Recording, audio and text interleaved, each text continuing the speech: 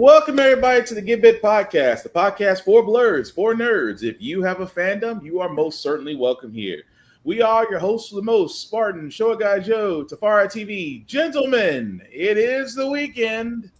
How are we feeling? Completely forgot Spike Lee's movie dropped today. Oh, dang. Highest to lowest with Denzel and A$AP Rocky. Oh, you ain't the only one because I forgot it too. I completely forgot it. But dang, yeah, I completely forgot about that. Now I feel kind of sad about that. But anyway, what about you, Joe? 200 episodes old. Yes. Oh, are we officially at 200? Yes, we are. Nice. We are. This is episode 200 of the Get Bit Podcast. So, yep, we are definitely 2 centuries old, if you think about it. But as you can see, Just my knees.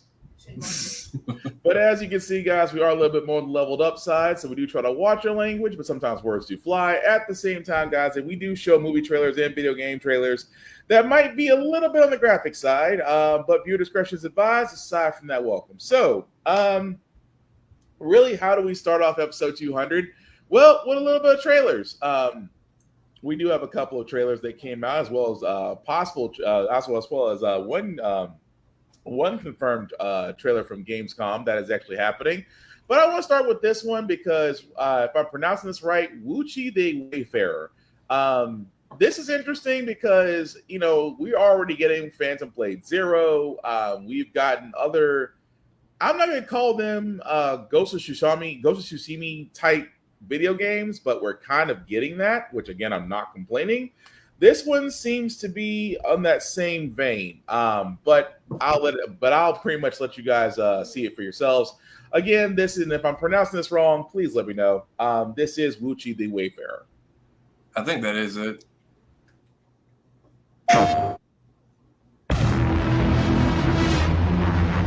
청도삼인 국어뿐이 대동강변 열매거리 흥망자 이름을 혈자리라 목자리라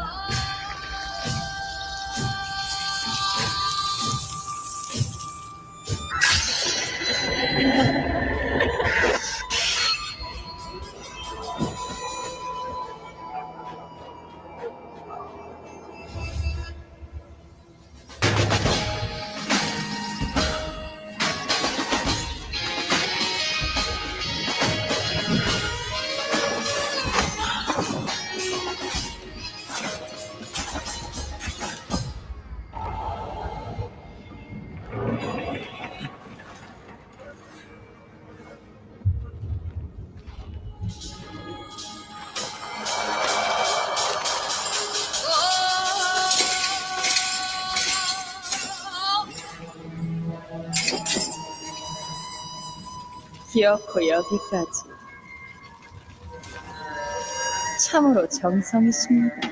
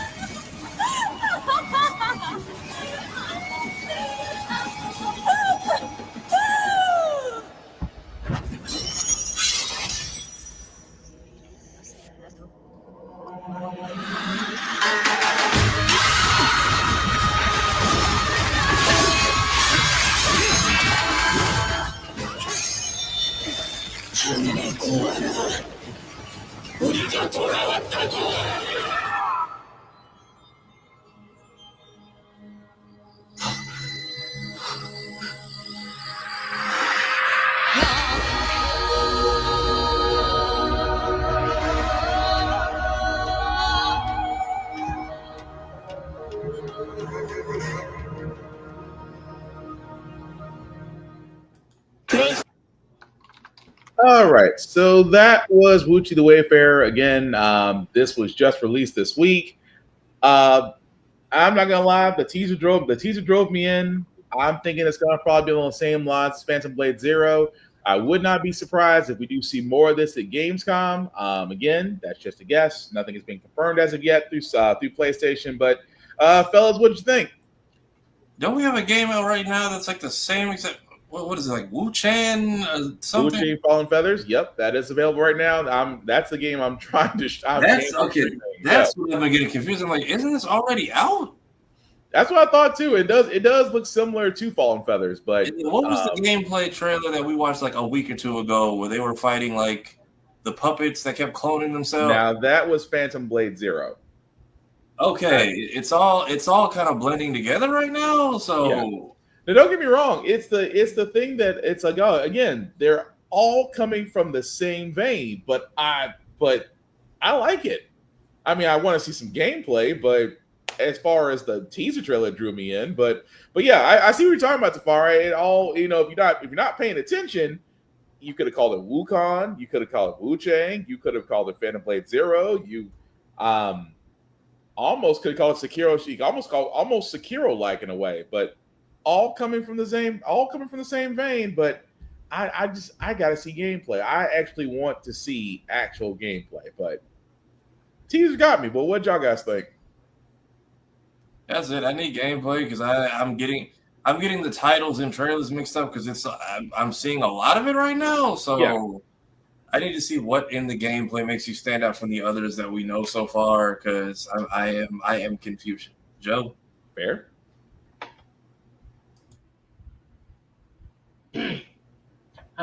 First off, it's good to see that the bird from K-pop Demon Hunter is still getting work. This looks to me like Korean Onimusha because this is a Korean-based game. Mm-hmm. Outside of that, I don't know too much. I know about as much as you guys. I know Wukong is Chinese mythology. Yeah. I know Sekiro is Japanese inspired, so we got Korean. So this is Korean gaming. I'm okay with it. I would also like to see gameplay because it's gonna is this a Neo? Is this a Dark Souls? Is this an Onimusha? What are we talking here? Pretty much. No, completely agree with that. So, but like we said, this is a possible trailer. This is also a game that might show at Gamescom. Again, we don't know yet. It's just speculation. I would think this would probably appear more Tokyo Game Show than Gamescom. I can see that too, but we'll see. But beyond that, we do actually have one Netflix trailer. Again, this is basically for One Piece Season 2. This is the first look. Again, if you have not seen Netflix's One Piece, we reviewed it. Wait, what, Joe? Oh, no, I'm down with it. It's just the amount of hate and disgust this trailer has generated already. I'm just already so tired. Okay, here's what you have to remind people. Mm-hmm. You want to ride Oda so bad, but when he comes to the premiere, you literally did not spot him out of the crowd. Right. You wore a body camera and everything. To be fair, we would have all noticed a fish-headed man in the crowd. We did not. Maybe so, but I do see what Joe was talking about because I was like, dang, Joe, you giving disgust already? We'll talk about that momentarily, but if you haven't seen the trailer, here is... I'm not talking about the Nico Robbins stuff. I understand that if you're a white person in a desert environment for a long extended period of time, you tan. Okay. And then if you're not in a desert environment for a long period of time, you lose the tan. Hold that thought for 1 second, Joe. But here's the trailer for Netflix's One Piece Season 2.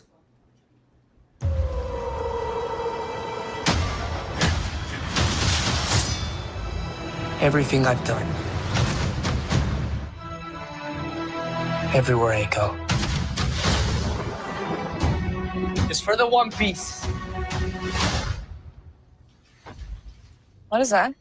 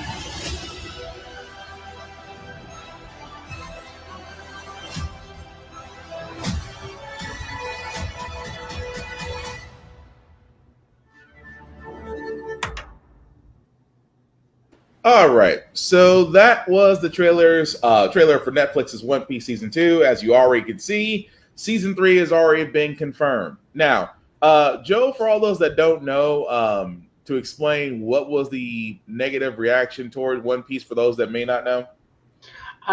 Vivi was casted as a black person. And Apparently, that she's not upsets even. a lot of people, even though she's the queen of a desert kingdom. Apparently, she's actually Indian. That's even better. Yeah. Which I didn't realize. I thought it was a black woman too. I was like, maybe she's got the right like heritage, or she's Egyptian. I was like, nope, that is straight up an Indian woman. Y'all Is this just a Madagascar thing all over again, where she's black and Indonesian, possibly? Potentially. Oh, I know potentially. I know his casting is all personally selected, and it's very much where he thinks these people would really be from, and that's how you go. So I'm like, yeah, I don't think the people in the show would work for this. So I'm not shocked to see Vivi is. And then they're like mad about Nami and her sister. I'm like, y'all remember they were orphans, right? Pretty much. Yeah. So, but yeah, that's the thing I want to talk about. It's just like, again, it is amazing to me that we are still, even in post pandemic, we are still getting a lot of fan favorites and shows and animes and mangas and things of that nature. I just got one question for those that just want negative bomb it. Is there no pleasing you guys? So I mean, this also is the season where the meme of Zoro only killing black dudes starts. Yeah. Yeah, we have to see who gets cast as Mr. One. But it's just the thing that I Let Michael Jai White just for the hilarity. Honestly, he would fucking body that role, and he would be dead serious the entire time. Oh my god, him coming back for Annie's Lobby would be fucking fantastic. Right? Not Annie's Lobby, the Pyro War would be fucking great.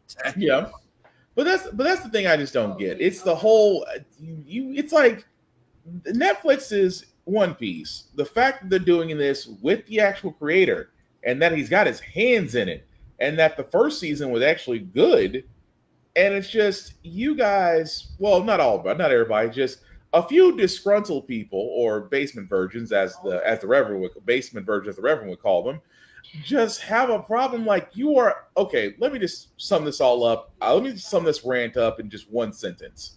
You are never going to get perfect casting. You're not.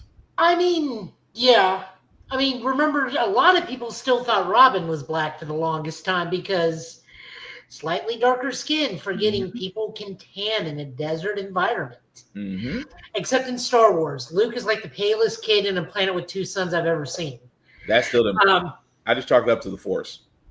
The Force is like the best sunblock in the world. That's like FPS 5000. It has to be. Because I'm like, anyway, my point is, we got really good casting all across the board. Mm-hmm. I'm really happy they got a good Robin. There are things that are obviously missing from her, but you know what? I'll let it go. I'm not expecting perfection. It's Oda. Mm-hmm. Have you seen Oda's women? They are not obtainable. Well, they are, but not without plastic surgery. You ain't wrong. You ain't wrong. They're like bleach women and fairy tale women. It's just not a physical thing. Very much. But it just never ceases to amaze me that it's always the whole thing of, well, they casted it wrong. Well, you are more than welcome to do your own casting and figure it out for yourself. There's actually like a whole after manga page, an interview with Oda where he just says point blank, here's everyone's nationalities on our Earth. Yeah. Mm-hmm. Yeah. Luffy's Brazilian. I forget, I think Nami's Dutch or something. I think it was Dutch, but I'm half sure. I know Robin's Russian. I know Sanji's French. Mm-hmm. Zoro's Japanese. I forget Usopp's African. Yeah. Chopper's Norwegian or Canadian, one of the two. Something where there's reindeer. I forget what. Yeah, I think they went Norwegian with Chopper. So it was Luffy's Brazilian, Zoro Japanese, Nami Swedish, Usopp African, Sanji French, Chopper's Canadian, Robin's Russian, Frankie, of course, is American, Brooke is Austrian. Mm-hmm. And then a couple of the bad guys, like they said, like Blackbeard would be Somali, Law would be a German. Mm-hmm. Let me see. Apu would be Chinese. Jinbei would be Indian. He doesn't strike me as Indian, but I guess so. Yeah. I think maybe just the whole Fishman backstory. Maybe it ties closer to their history. Yeah, I guess the apartheid thing can be done with like the great movement and whatnot. That's one way to do it, but yeah, again, it's gonna come out next year, whether you want to watch or not. I know I'm watching it. I'm pretty sure it's Afara and Joe, you guys are both watching it. We don't have any issues with the casting, but I really want to see how they're gonna do Brooke. And please, dear God, let it be Flula Board doing Brooke. it'll be interesting. I'm gonna hope the same. But neither one of you know who Flula Board is, do you? I'm trying to think. He's not. I've heard you say that name before. Have either one of you ever watched The Rookie? Oh, Tracer Skip Randy. Yeah, Skip Tracer Randy. Okay. Randy.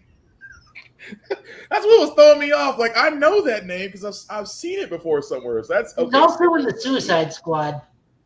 Yeah, he was Javelin, right? Yes. Okay. I thought it was nuts. Yeah, I know. Yeah, I know. Oh, he would do. Oh, yeah, he'd be perfect. Oh God, he'd be perfect. Or just do Arnold for no reason because Arnold is Austrian. Yep. He could kill. Oh, he could kill that. But anyway, we'll probably get some new unknown actor for Brooke. I mean, you got to be able to get the Yo-Ho down. Now I'm gonna go watch The Rookie. But anyway, again, comes out next year. We'll get an exact date because right now we're in the midst of Stranger Things, and they are really condensing this season because we're supposed to get Drum Kingdom, Alabasta, end out on Cross with Laboo, meaning season 3 is just going to be Skypiea and maybe Thriller Bark. Pretty much. Which I'm not mad at that pacing at all because they're not getting any younger and it took them this long to get a second season going. Yep. So either way, we're looking forward to it. But other trailers that we do got, Resident Evil Survival Unit. Joe had found this and thought it was a movie. Turns out it is a mobile game. Which is only slightly higher than Pachinko game in terms of things we want to see. But I'm not gonna lie, the first time I saw it, I thought it was a cinematic movie too. But for all those that haven't seen it, this is Resident Evil Survival Unit.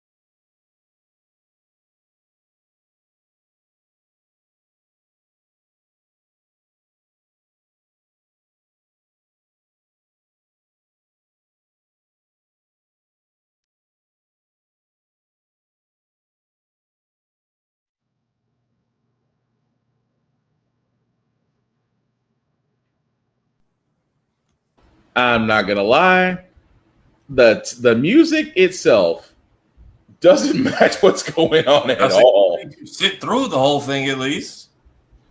I mean, it just Queen Bee, who is a very prominent Japanese black trans singer. Mm-hmm. He did a song "Fire" for Dororo, the Dororo remake. Yeah, which is really good.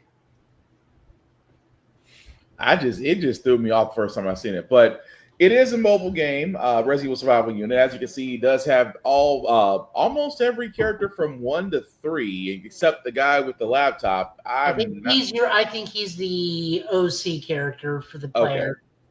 Okay. Batteries from Resident Evil. Batteries from the not Operation Raccoon City, the multiplayer Resident Evil game that came out like on PlayStation 2/3. Outbreak? Outbreak, maybe. Yeah, Outbreak. I mean, I'm not knocking it. I would probably just to see because I know we'll get more information because it's already you can pre-register for it. I'm not gonna lie. Resident Evil having a mobile game. I'm trying to think. Did they try this before? I'm trying to think in recent memory, has Resident Evil tried a mobile game before? I feel like they probably have. I feel like everybody's got at least 2 failed ones under their belt at this point. Yeah. I know there was a Resident Evil crossover with Puzzle Dragon. Yeah, but they crossover with everybody. That's gonna bug me because I'm trying to remember. Is this the first time they've attempted this? But either way, you know what? I would probably look more into this because I just want to see what they do. If this is supposed to be strategy decisions, I'm thinking Final Fantasy Tactics meets Resident Evil. So I mean, it might be good, but I'm not gonna lie. I do want to kind of see more of this. I really do. I don't know what it is about it, but I want to see what more they come up with. But again, it'll be sometime this year, so take your pick. It might be Tokyo Game Show. It might be actually, I think this might actually be Gamescom because Tokyo Game Show's in December, right, Joe? No, Tokyo Game Show's in September. Oh, September. Okay, so they might do it in September. Actually, I take that back. It might be Tokyo Game Show since it's not. Gamescom is next week. Yeah, I know. So that's where I'm trying to think where it could possibly be because, like I said, it looks interesting. I just need to see. Again, gameplay helps us out freaking tremendously. But speaking of gameplay, I'm going to start with you, Joe, because you got to play a game that I was looking forward to. You played a few hours of it. What did you think of Mafia: The Old Country? So far it's enjoyable. You can. They were very upfront about this. So this is not a lesser experience than previous Mafias, but this is a $50 game for obvious reasons. Right now, the game is very restrictive. Like, you can go see things, but they're like, no, you can't go do that yet. Mm-hmm. I'm not too far in. I'm like maybe 2-3 hours in, learning names, learning stuff. This is like in the early 1900s. Okay. In Sicily, you play a character named Enzo, who's a mine worker, and then stuff goes wrong, and you wind up working for a Don running a vineyard. This is very much like that scene out of the early scenes from Godfather 2, where it's Don Corleone as a young man. Oh, okay. Very much along those lines. Gotcha. The best way I can put it right now, since it's so linear to me right now, is this was like to quick path of GTA, where you just only do story missions, so that's all that's available to you. You don't get to roam. You just get to like. Oh, so it's linear, not open world. Not yet. It is open world, but not right now because they're just setting me up for things. Like I'm just did one like upgrade mission where I go talk to someone's mom. Okay. And whatnot. But like very Sicilian. They do have an option to put in native Sicilian. I do recommend that. It's not that the English dub is bad. It's just you're in old Sicily. The game has a wonderful Sicilian Italian cast. This flows better. It's better. It's like watching Mulan in Chinese. It just enhances the experience. Also, Jackie Chan. Okay. Well, for those that haven't seen it, here's a trailer from Mafia: The Old Country that's out right now. A launch trailer.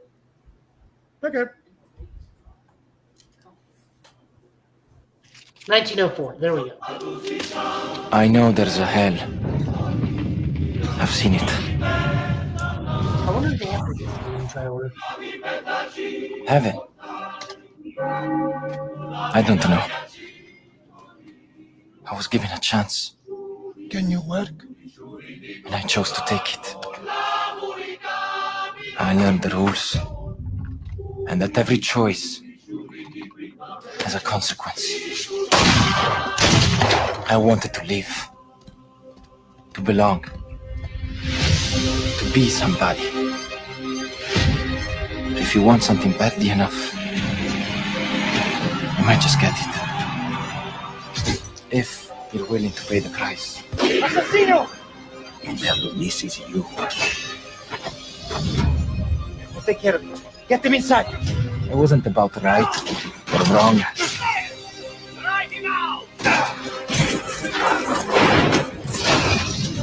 It wasn't about survival.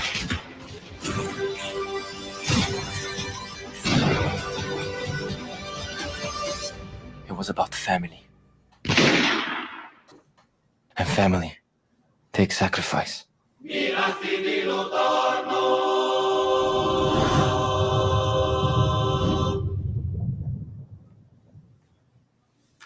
That's pretty cool.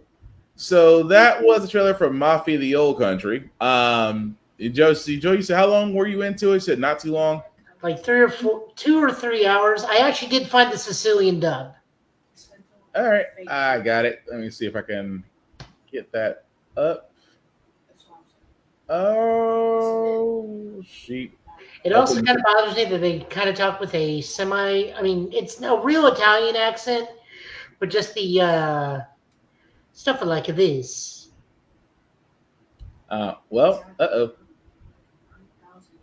Hang on a second. We might have to do some things since YouTube sat there and said, hold up.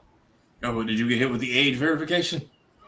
I don't know. It's kind of weird. We must have had this much pasta before we can watch this trailer. It's weird. The game looks good. I've only played 3. I'm very curious to see if they tie this into any of the characters we know from Mafia 1 and 2. No, but you do in the opening see a postcard from Empire City. I saw that, and I'm just like, I wonder if we're gonna meet anyone from like Vito's lineage or him and his friends who were in the Mafia in the first 2 games. Because like I played 3 and kept everyone alive, which apparently upsets your pastor friend very much. But but yeah, I know 3 was very open world. But this one might turn on one of the Haitians because we might have to try it like this because it's that's fine. We're in for the dub, not for the visuals this time.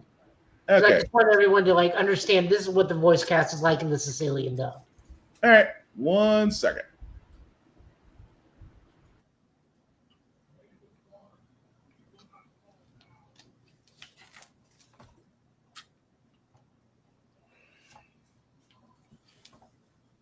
And no sound. Just try refreshing the page, maybe. Amici, famiglia, come figlia bellissima, Isabella.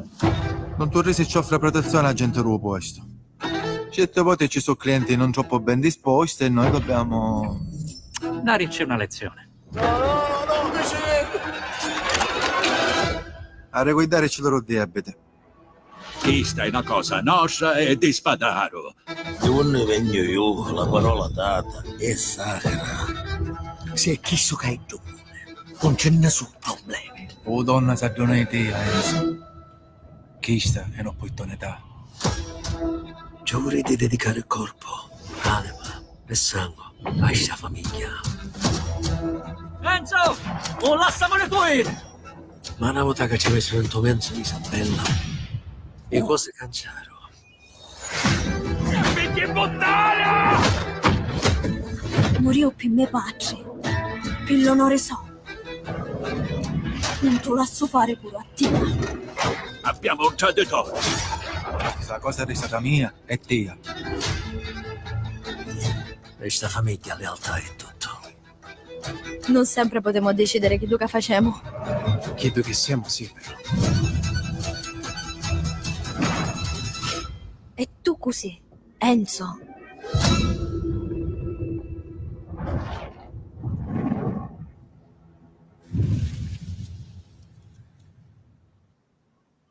I can see a difference. No, it's authentic. It comes off very authentic. Yeah. I do like what I've seen from one person I'm watching play it so far. I will say if the person I think is the rat doesn't turn out to be the rat, I'd be very shocked at how they set that up. Because one of these old men I very much do not trust. Yeah, it's good, but like it's very, like Joe said, linear, because it's like, hey, you have a horse, you have a car, you can leave your house and you can go left on the street and you can go right on the street, and like that's it. So it's like fast travel to just not so far locations. Mm-hmm. I mean, I think they learned their lesson from Mafia 2 and 3, because Mafia 2, even remastered, was a big area but not a lot going on, but that's also because of the time frame. And Mafia 3, God, that needed fast travel so badly. I think they wanted to be historically accurate, so there was no way of you getting it. But either way, I was like, we can call in the guns and the hitmen at any location. I feel like you should be able to call somebody to be like, hey, I can't get a cab, but please send like the Haitian carriage, something. Like somebody should have been, one of those mafia families should have came with like a fast travel perk. It should have been the Irish, since they were the car base. Right, yeah. Car base dude. And like I was fair. I gave everyone a property one at a time, even though as much as they bitched and complained the entire time. I didn't know Vito was from a previous game, but I managed to keep everyone alive and didn't betray them at the end, which low-key is like a happy ending. Yeah. You need to play 2. That's where Vito's from. He is. I know. Yeah, I've seen people play it now. It's like, oh, because I've seen people say like, oh, I heard I need to play 2 before 3. Yeah. And it's like, oh, okay, this is Vito's story, and Vito becomes a character, and so it's some good stuff. I like what they're doing with. If you like that old mafioso type film, this is very much a playthrough of it with a lot more interactive and gunplay. Yeah. Well, I was talking to a friend about it, and I'm like, well, they can't move forward in time because the mob slowly just gives away to corporate America. Yeah. Yeah. So, I mean, like, the prime example is Vegas. Vegas was a whole different beast under mob rule. But then the mob just, like, when the corporations wanted to move into Vegas, they bought all the mob. Yeah. And just the mob just became rich enough to where they didn't have to do anything. Also, casino. Yeah. Like I said, that just made me think about that. Also, casino. But again, but as like I said, Joe's playing it. He gives his approval on this, even though he's a few hours into it. Let us know what you guys think in the comments as far as my video country. And like Joe said, try the native Sicilian and see if you get a different feel for it. But like I said, take it from the guy who's Japanese and Italian. He has organized crimes on both sides of the family. Yeah, I think it's cool. I am so clipping that. Go ahead. I also know a lot about noodles. A lot of what? I also know a lot about noodles. He's accurate. Yo. God.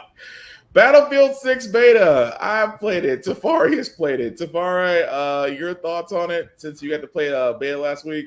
Between the glitches and the chaoticness, and then the people who actually do try to coordinate how to play the game, we are back to basics. I like it, even down to the clunkiness and the goofy stuff I have seen happen.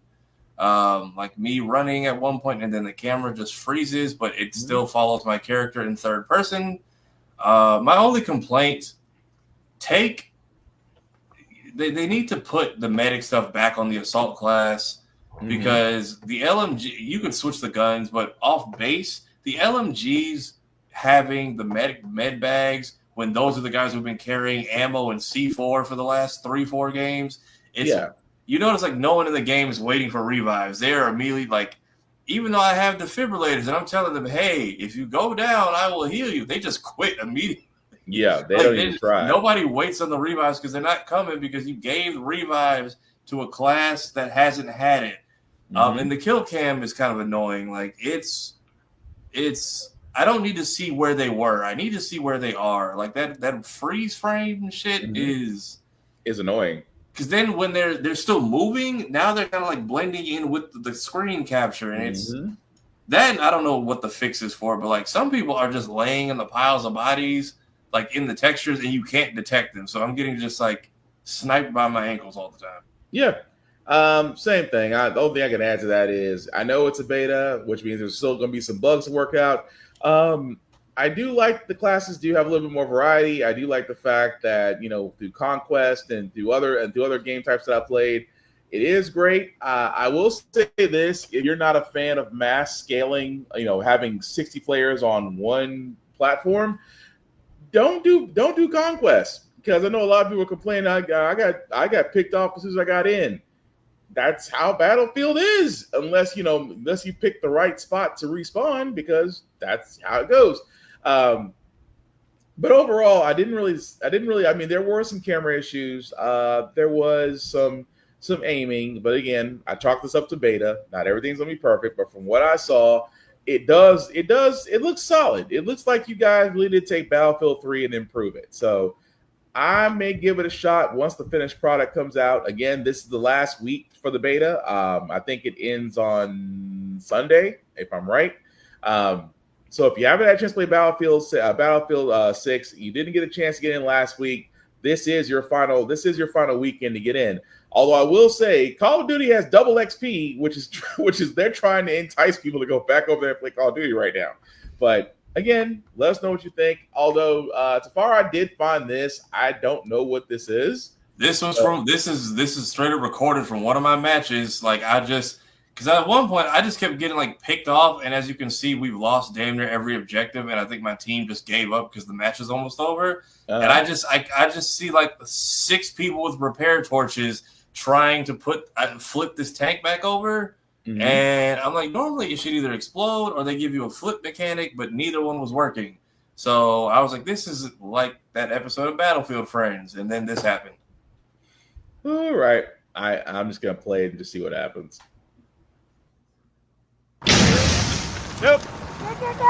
I did it. It didn't work. Didn't work. Let me know what you got! Oh, I did it! God! Attention all soldiers. We need every available man to the LAV. Do not call our team over here. We need to go take the objective. We gotta work together! The only way we can probably even get this thing out of here is with a Jeep. We don't have a Jeep on hand. Here comes a Jeep! Holy shit! Hey! All right! Now get back to work, you bunch of lazy asses. Nope. Yeah, I don't know what happened. The tank flipped over. It wouldn't flip back, but it also wouldn't explode. When I spawned in, I was inside the tank, but I was clipping through the ground, and then I realized, oh, I got out, and this is what I saw. So I was like, I can do something funny with this. Rest in peace, Stick 44, man. That Battlefield Friends is what got me into the franchise. So when that dude passed, that was unfortunate. I understood. Still, though, that was funny. Everybody's like, we need a Jeep. And yet, here it is. But let us know what you guys think. If you had a chance to play the Battlefield 6 beta, try saying that 5 times fast. Let us know what you think in the comments. And again, will you be playing it once the finished product does come out? But we do. I'm sorry, go ahead, Joe. Sorry to interrupt. Real quick, I actually got new news on Wuchi the Wayfarer. I'll go for it. You can confirm it is set in the Joseon era, which is a very dramatic time in Korean history, and it will be an action-adventure RPG. Okay. So it's going to be more like Expedition 33, although it does look like a Souls game. Mm-hmm. It is confirmed to be an action RPG. Okay. I'm like I said, I just want to see gameplay, but that's good to know. I guess, did they mention anything else on when more will be revealed, or is that still up in the air? Dang, nope. I knew they would do that to us. Wuchi will explore the tale of Chan Uchi, a Korean novel based on real-life Taoist scholar who lived in the Joseon period and possessed magical powers. Okay. Well, at least that's good to know. I kind of wish they would sit there and say, you might see more Gamescom, or you might see more Tokyo Game Show. I'm just, give me something. But yeah. But speaking of some things, before we get to our Gamescom trailer, because we do have that, and then we go into our other news. Like I said before, we did find out that Thunderbolts, if you haven't had a chance to see it in the movie theaters, you will get a chance to see it on Disney+. It will premiere August 27th, so not too long from now. Will be available on Disney+. Again, we reviewed it. I didn't see nothing wrong with Thunderbolts. I thought it was a pretty solid movie. If you try to go by numbers, again, it did turn a profit. It didn't turn the post-COVID, the pre-COVID numbers that a lot of Marvel films did beforehand, but it was still a good movie. So if you have been waiting to see Thunderbolts, you will get a chance to see it on Disney Plus in about 9 days. But well, actually, yeah, 27, 12, yeah, not too long from now. But are we surprised, guys, that this is the route we're going? Because I mean, at this point, every Marvel movie is going to wind up on Disney Plus, and everybody's like, "Why is it taking so long?" Again, this is the same. It was the same path that Captain America: Brave New World took. It took just the same amount of time. There is no hurry up. It is simply put, we're not used to movie runs in movie theaters anymore. Because, after it's done in movie theaters, this movie has done its run in movie theaters, then it's supposed to be, a few months or so, or even 3 months, and then you'll go to DVD, which now everything is going to streaming. But again, if you're looking forward to Thunderbolts, I'm looking forward to it again because Red Guardian and Bucky were my favorites. I'm not gonna lie. Red Guardian sold it for me. Walker is getting his redemption. Bob, I can live with how they're doing Bob right now. But Taskmaster. What redemption are you talking about? All it does is that movie confirms he's an even more monstrous asshole than we thought he was. But he's not trying to be Captain America. He is being himself. That doesn't make him a good person. And then, look, I'm not saying he's going to be all sunshine and rainbows. He's just not faking anymore. I will give him that. It's that realization where it's like, I'm not going to try to be, I'm going to just be myself. I'm like, you know what? We have a simple rule on this podcast. We do not defend John Walker. No. I'm not defending him. Not defending him because he already got the most disrespectful ass whooping in MCU history. I am not defending him. That's his fault because he's an asshole. Yes, but now he's accepted it. That doesn't make him better. It does. Again, maybe I'm using the word redemption wrong. Maybe it's the fact that he's just Can we say self-acceptance? That still doesn't make him better. There's just no pleasing you, Joe. There's no pleasing you. I liked it. Joe being the Thunderbolts. We're not even going to ask me that question. There's too much bias. I can remember what you. It's like just move on. You know the answer. Well, I couldn't remember what you said about it. I couldn't remember what you said about the movie. It's everything I wanted it to be, except for less Baron Zemo. Do you think when he became a new Avenger, his wife went and got her alimony up? Probably. Oh God, yes. Probably so. I love how instant y'all agree on that one. That girl, his daughter probably is sitting next to Tony's daughter in class right now. That's the question I need answered. Where is Pepper? Like, everybody attached to your company is getting thrown under the bus and dragged through the mud. Y'all haven't offered a Stark lawyer. Well, remember, Gwyneth Paltrow doesn't even remember what movie she's in now. What makes you think she's going to remember an Avengers movie? I don't do it. Could be off screen. I was gonna say something messed up, but which movie was it where they were like, yeah, me and Pepper are not talking, and they're just like off screen. Iron Man 2. Yeah, they could do that. Hey, Mrs. Potts has sent in her best lawyer. She-Hulk walks it like something to let me know. Hey, Stark has an heir and a wife out there who because it just feels weird that they left. She's leaving everyone hanging. Yeah. But yeah, I honestly, I'm shocked. I feel like this took longer than Cap to come to streaming. It feels like it's weird that they held out this long for a movie you spoiled less than 72 hours after it came out.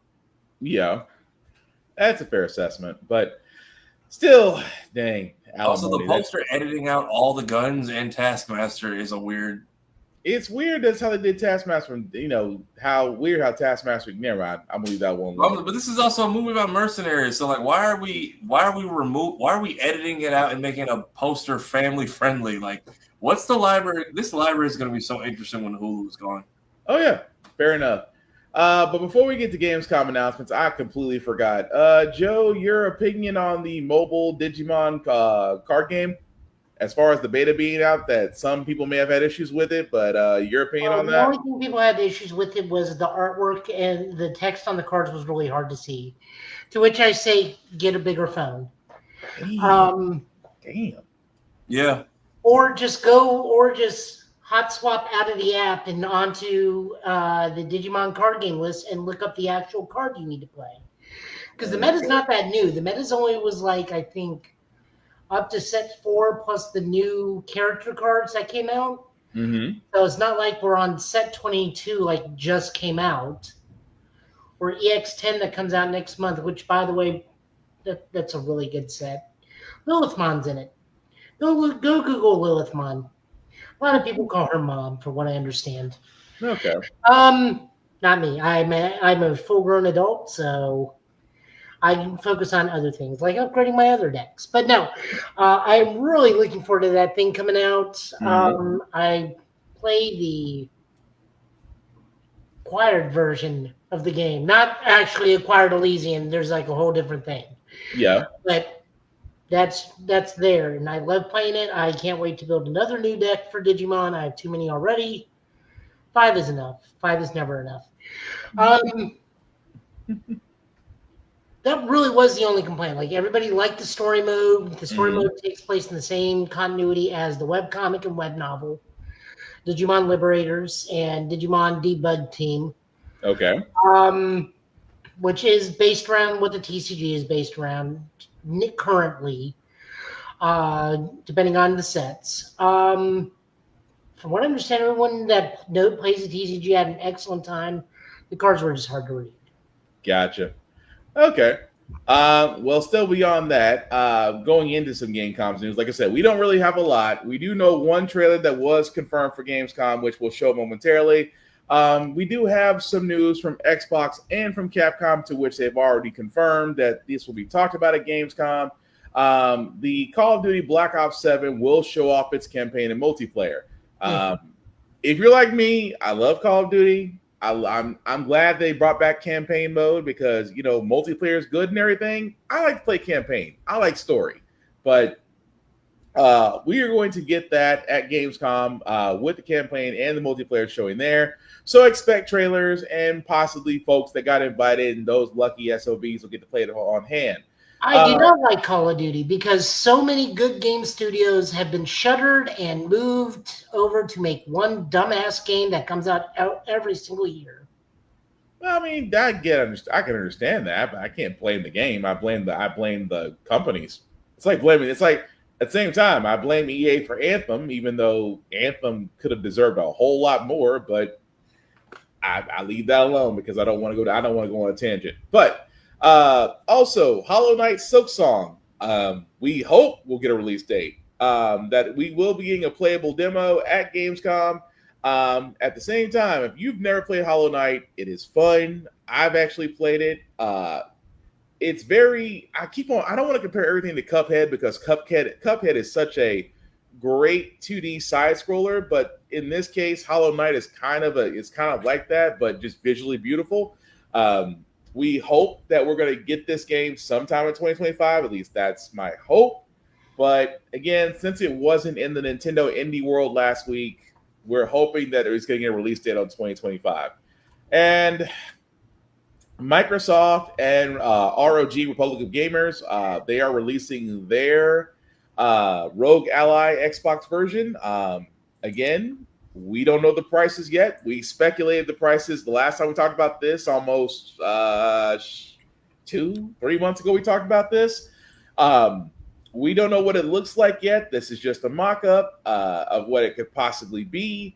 We don't know pricing. We don't know storage. All that will probably be revealed at Gamescom. We said it before, this might be the end of console gaming for Xbox if this is the route they decide to go with handhelds, because, of course, PlayStation Portable has theirs. Of course, Steam has theirs. ROG had their own Ally, and now ROG is coming out with the Xbox version. We talked about this. This might herald the end of console gaming to a certain extent. Some people still love their consoles. I know all of us do at this panel. We all love our physical media. But this might, depending on how this is accepted and the pricing, because if they learn anything from Switch 2, be a little bit different than the first one. That's all we're saying. But we hope to find out more information about this. I'm almost certain at the same time announcements, pre-orders are going to be out, which means scalpers will be jumping. But that's the only information from Xbox. Of course, there's a lot of other speculation that we might see a Halo. We might hear about a Halo game. We might hear about Gears of War E-Day. Those things have yet to be confirmed. It's just that right now, those three things from Xbox are the only things that we know. From the Capcom side, Capcom has already confirmed that we will get a new trailer for Resident Evil 9 Requiem. Again, we covered this when it first came out during Summer of Games.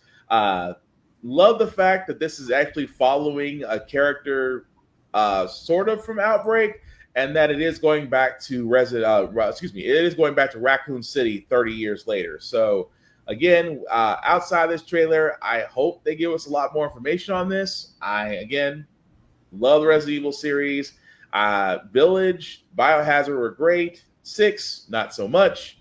But again, we'll find out once Gamescom happens next week. But fellas, anything else that we think that might actually be shown next week at Gamescom, and just speculating off the bat? I have no idea. I want to say, what is the game I'm trying to think of? Little Nightmares, maybe, but I feel like they've shown what they want to at this point. I think the game comes out soon, or if not early next year. Other than that, not a lot on my radar, honestly. Yeah, we'll see who's cooking up what, if anything unique or interesting comes through. All right. Joe, what about you? Maybe we will get to see from Capcom either the first gameplay trailer for Onimusha 5. Yeah, 5. God, I forgot about Way of the Sword. I forgot about Way of the Sword. Maybe update 3.0 for Monster Hunter Worlds.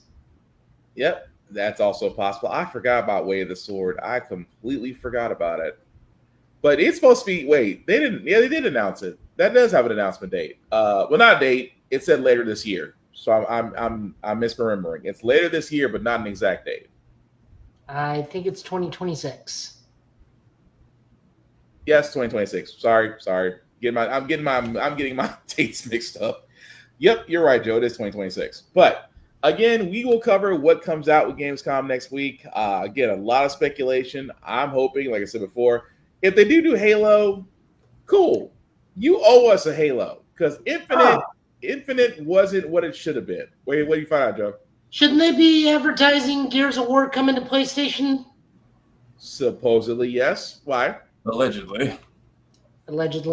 Yeah, allegedly announcing Gears of War to PlayStation, but they haven't said anything about it unless something popped up in like the last 24 hours. No, I'm just asking. I know. I think they had like open beta for that, and then I think pre-orders open for it like right after they announced it was coming. See, go ahead, Tafar. Go ahead. What happened with Infinite? Like, I remember the game came out, and I couldn't. I feel like I haven't heard anybody talk about the story mode of Halo in like 3 Halos. The game went as well as about Halo Wars. Yes, that sums it up. That's being nice. What happened? It seemed like everybody was so excited when the online started. Because they tried to do live service. Content went out the window with multiplayer. The campaign was short, and I do mean short. At the same time, the updates following the multiplayer maps thing that names were a lot of rehashed skins and boards. So folks were basically getting cheated out of what they were wanting to get with this game, and then subscribers just dropped off. Okay. So yeah, they moved over to Helldivers. Yeah, so pretty much like Joe said, it's what Halo everybody thought Halo Wars was gonna be. They got massively disappointed. But don't get me wrong, I am a Halo fan. Would I like to see another Halo game? Yes.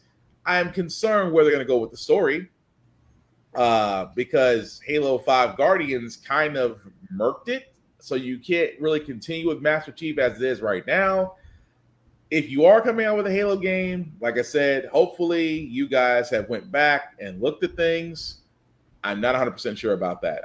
Gears of War E-Day, again, that game I'm looking forward to because the Coalition has been very quiet. At the same time, Microsoft, you owe us one, especially the fact that you guys have been cutting games left and right because we were supposed to get a Perfect Dark, and you shelved that game. So, hoping for Gears of War E-Day, hoping for a lot more information, but we will find out next week. But we do actually have a trailer that is also going to be played at Gamescom. I thought this was interesting because it kind of reminded me a little bit of Deus Ex. a little bit of Metal Gear, but I do love the story where they're going with this. If you haven't seen this trailer, it's called Neo Berlin 2087.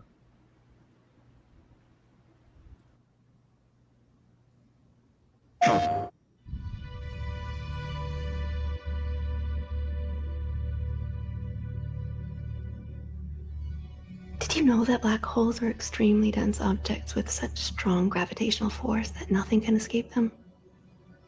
Not even light. It was nice meeting you. Yeah, likewise. You ever wonder if we're the ones pulling the strings? Or just living inside someone else's dream? Do you know what I'm talking about? No, fake Morpheus. Pain still feels real. Neo Berlin. What do I really know about it? She's like you. She needs your help. Oh, it is okay. I thought you were kidding. Please, yes.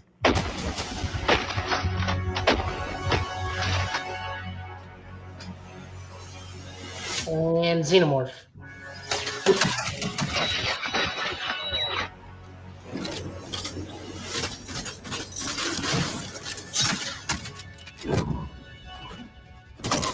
You think you're solving the case.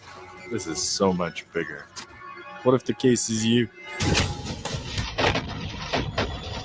Who dies, who dies. The world only works with order.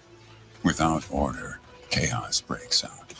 It's out of balance and we must restore it. Do you understand? Thanos? Nolan? Yes.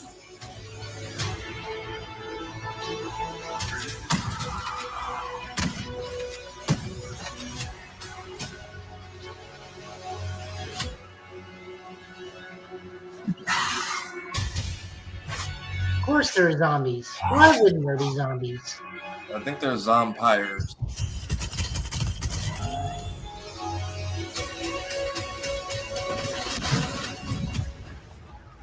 Nolan, what have you done? I took the blue pill, like you asked. I'm sorry. I was trying to laugh, make sure I was muted. That was Neo Berlin 2087. Again, this is also going to be shown at Gamescom. It is interesting to me because it freaking reminds me of Deus Ex. Deus Ex is a little bit of Solid, a little bit of Metal Gear Solid. I like the fact that you threw in the red and blue pill. That was funny. I didn't think about that till just making those analogies when it's Cyberpunk 2077, Neo Berlin 2087. Well, I mean, is it bad that I didn't get Cyberpunk from that? I mean, my only complaint in this whole thing, it has the aesthetic down fantastically. Old Dirty Future is one of my things. Why I love Alien so much. It's Old Dirty Future. Hey, Bama. But like, if you're a Cyberpunk thing, you should barely be using that gun. Everything should be hackable. All your enemies should be hackable. Like, that gun should be like the last thing you use because you could like hack into their cybernetics and just shut them down remotely. But that makes you think it's not. That's what makes me think it's not. Oh, you're gonna have fun, Bama. You just download Battlefield. You're gonna have fun with it. You'll be able to get in this time because trust me, it's a little bit less. Yeah, it's open beta weekend. You'll have fun, Bama. You'll enjoy it.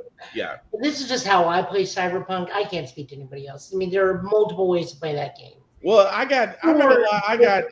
really got Blade Runner and Ghost in the Shell from that. That's kind of what I was giving. Which makes an even better analogy because, like, Ghost in the Shell, they hack the shit out of people before they shoot at you. At this point in my Cyberpunk game, in my current run, I basically am Emma Frost. I just look at people and they drop. Damn. But I mean, it's interesting. I will say this. I kind of want to keep my eye on that one. Oh, don't get me wrong. I'm getting it. I'm not. Oh, I know what you're saying. I'm getting it. Yeah, I know what you're saying. But I'm just. Oh, you also download Call of Duty. Oh, it's double XP weekend or double XP weekend for Call of Duty right now for Black Ops. But yeah, it looks interesting. I will say that. But yeah, I'm waiting to see what more they come up with. But yeah, it just looks cool. But Tafara, what do you think? It's interesting. It's got a lot of different aspects. I feel like it's not. It can't figure out which one it wants to be though. Like even the slow-mo stuff was giving like a little Max Payne-ish. Yes. So, and then we're running slow-mo in Cyberpunk. That's a build. Well, there's a Civic. Yeah, this what's it called, Joe? The starts with S. It's the thing that dude has in Edge Runners. Yeah. Okay. Yeah. So I'm not knocking it either. It looks good. I need to see a little bit more and figure out what are we doing, where are we going, and are we in the Matrix or is Morpheus guiding us through the not Matrix? Like, I'm not gonna lie. The first time I saw the show, I'm like, how are you guys not getting sued? Because I'm not. You didn't say it, but and also that voice that you're trying to go with, I'm like, how are y'all doing this and not getting sued? Because I'm just saying that's hella close. But we'll find out as more information comes along about that. Before we get into other news, PlayStation Plus, for all those that do have it, the additions that are coming to August, that are coming not too long from now. Mortal Kombat 1, who didn't see that coming? Marvel Spider-Man, Sword of the Sea, Earth Defense Force 6, Unicorn Overload. Overlord. Say what? Overlord. Yeah. Horizon 3, Alchemist of the End and the Secret Key. Mm-hmm. And then Indica, Harold Halibut, Coral Island, and also in the catalogs you will get Resident Evil 2 and Resident Evil 3 Nemesis if you do have the premium and have the plus and up. I talked about this with Joe. I was like, Marvel Spider-Man is coming to premium game catalog, but 2 is nowhere to be found. I wonder if that's a thing between Marvel and Sony, the Marvel and Sony thing. I guess so, because I don't know. I don't know what the rights are with Miles at this point. I really don't. I mean, they set up a lot, including a movie tie-in in the last game, so it's a little all over the place. I guess, because I was like, Mortal Kombat 1, although let's be honest, it was bound to show up because support for Mortal Kombat 1 is if it's not already gone, it will be very soon. So, incidentally, we did hear from Ed Boon that there will be no more DLC, but there will still be balance patches. Okay, so they'll hold on to it for at least as long as they can. Well, I do know Mortal Kombat 1, when it was starting out, it was great. Marvel Spider-Man, great game if you never played it before. Sword of the Sea, I don't really remember that. Is it Activision Spider-Man? No, it is Insomniac. Earth Defense Force 6, I've never played it. I'm playing it until a certain point because I can't deal with the spiders, but that's just me. Anybody play Unicorn Overlord? I am going to because I was looking forward to that. It's a real-time strategy. It's a tactics game. Okay. By the same HD 2D style graphics and whatnot. It's kind of like PlayStation's what the hell is it called? Not Breath of Fire. Not Advance Wars. What's the Nintendo one? I'm trying to figure out where you're going. The Advance Wars is the Nintendo one. No. It's the Sword and Shield Nintendo Tactics game. That's a lot. It's where Marth and Roy and Ike come from. Earthbound? Wait. I'm drawing a blank. Let me just Google Nintendo Tactics RPG. Fire Emblem. Fire Emblem, yeah. Okay. This is Sony's Fire Emblem. Gotcha. After Ryza, I definitely want to play because I played the first 2. They're really, really fun RPGs. So I'm really looking forward to this one. Indica, I have no idea. Harold the Halibut, does he know Don Knotts? Yeah. I saw you go. None of you are going to get that if you're a certain age. I got that reference, but Resident Evil 2, Resident Evil 3 Nemesis, nice to play if you've never played them before, or just, Are they the old school or the remakes? Those are probably going to be let me not say that. I'm not sure. It doesn't really say. They could be the remakes, but I'm not sure. Well, if they're in the premium catalog, they're most likely the old schools. Yeah. So either way, not bad as far as what they got this month, but yeah, still not bad. Although I do feel bad for Mortal Kombat. Bama, they need to remaster Spider-Man for PS1. The original? I'd be down for that. I mean, if you know where to look in Spider-Man, you can find the exact first level. True. I mean, very much true. Yeah. I have that one here on. I think I have every version of that one. I have it on the N64 game, Dreamcast, and the PS1. Yeah. That one does a good job of kind of breaking down the dynamics of like all the characters, along with a good. Plus, it has the secondary "What If" mode campaign. Does it? Have you never done that one? Maybe I'm not. I don't remember. I know I played the story. Yeah, it's a "What If" mode. For "What If" mode, it has like a. It's almost the same game, except even some of the cutscene dialogue is different. Interesting. You may need to go back and look at that, Tafari. I might. I feel like I remember doing a cheat for that when I was younger, but the way it plays on Dreamcast, the Carnage chase took the life out of me. So I was like, you know what? Back on the shelf with you.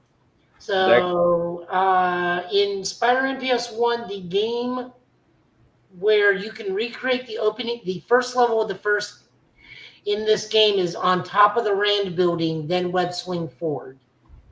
And you even come to the circle-shaped opening building, the towers off to the left. Everything's the same layout until you get to the Daily Bugle. Okay. Well, that's good to know. It's a fun Easter egg. Yeah. Oh, yeah, the Watcher shows up to let you know you're in a different game. I remember this now. Yes. All right. Well, that's cool. But I did want to bring this up as well because, again, I keep saying, you know, we keep hoping for a Batman Beyond or at least a static movie. We're at least getting that in the comic book version. If you haven't seen this, you should be freaking excited that we are going to be getting a Batman Beyond static comic. That's going to be called Batman/Static Beyond. It is going to be a 6-issue run this fall under the Elseworlds. So again, looking forward to freaking this. It will be coming out November 12th. Again, for all those that don't know, this is basically going to be following Terry McGinnis. Of course, if you don't know who Batman, you don't know who is Batman, who's the Batman Beyond by now, can't really help you. But what's actually going on is this is pretty much Terry in his role as Batman and a older Static who is trying to just find his way. So I love the fact of where they're going with this because they're trying to say at this point, like I think what the guys say,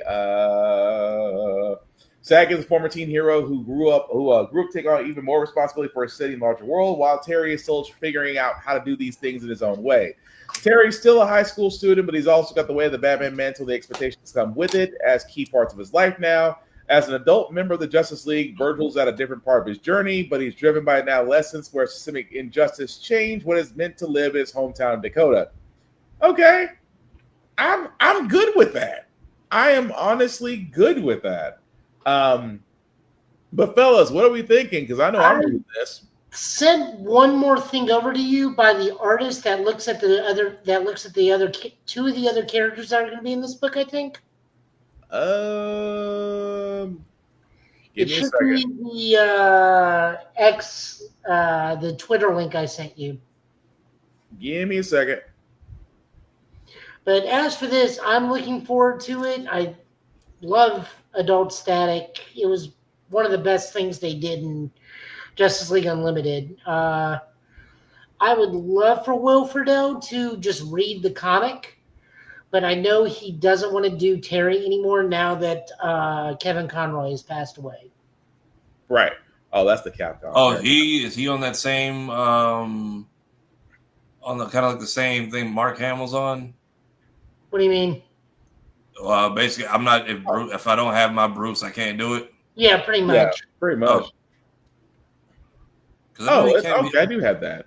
Oh yeah, because they both came back from Crisis, and that was it. Okay, so I do have it. Sorry, Joe. Cool. Add the next screen. Yeah, add as the next screen. Sorry. Is this what the guy said? Like he watched all of like both shows to make sure he got it kind of down. Yeah, I like seeing this. Okay, so yeah, this is Static Beyond Shutdown Suit, which is really nice. What do you say to Bama? Fun fact: Doc is voiced by the same actor who voiced Alfred on Batman animated series. Ah, did not know that. Oh yeah, if you listen to those PS1 games, there's a lot of familiar voice, like young familiar voices that pop up. Oh yeah, yeah, I did not know that. But that's the again, not I am completely loving Sack's new Sack's look.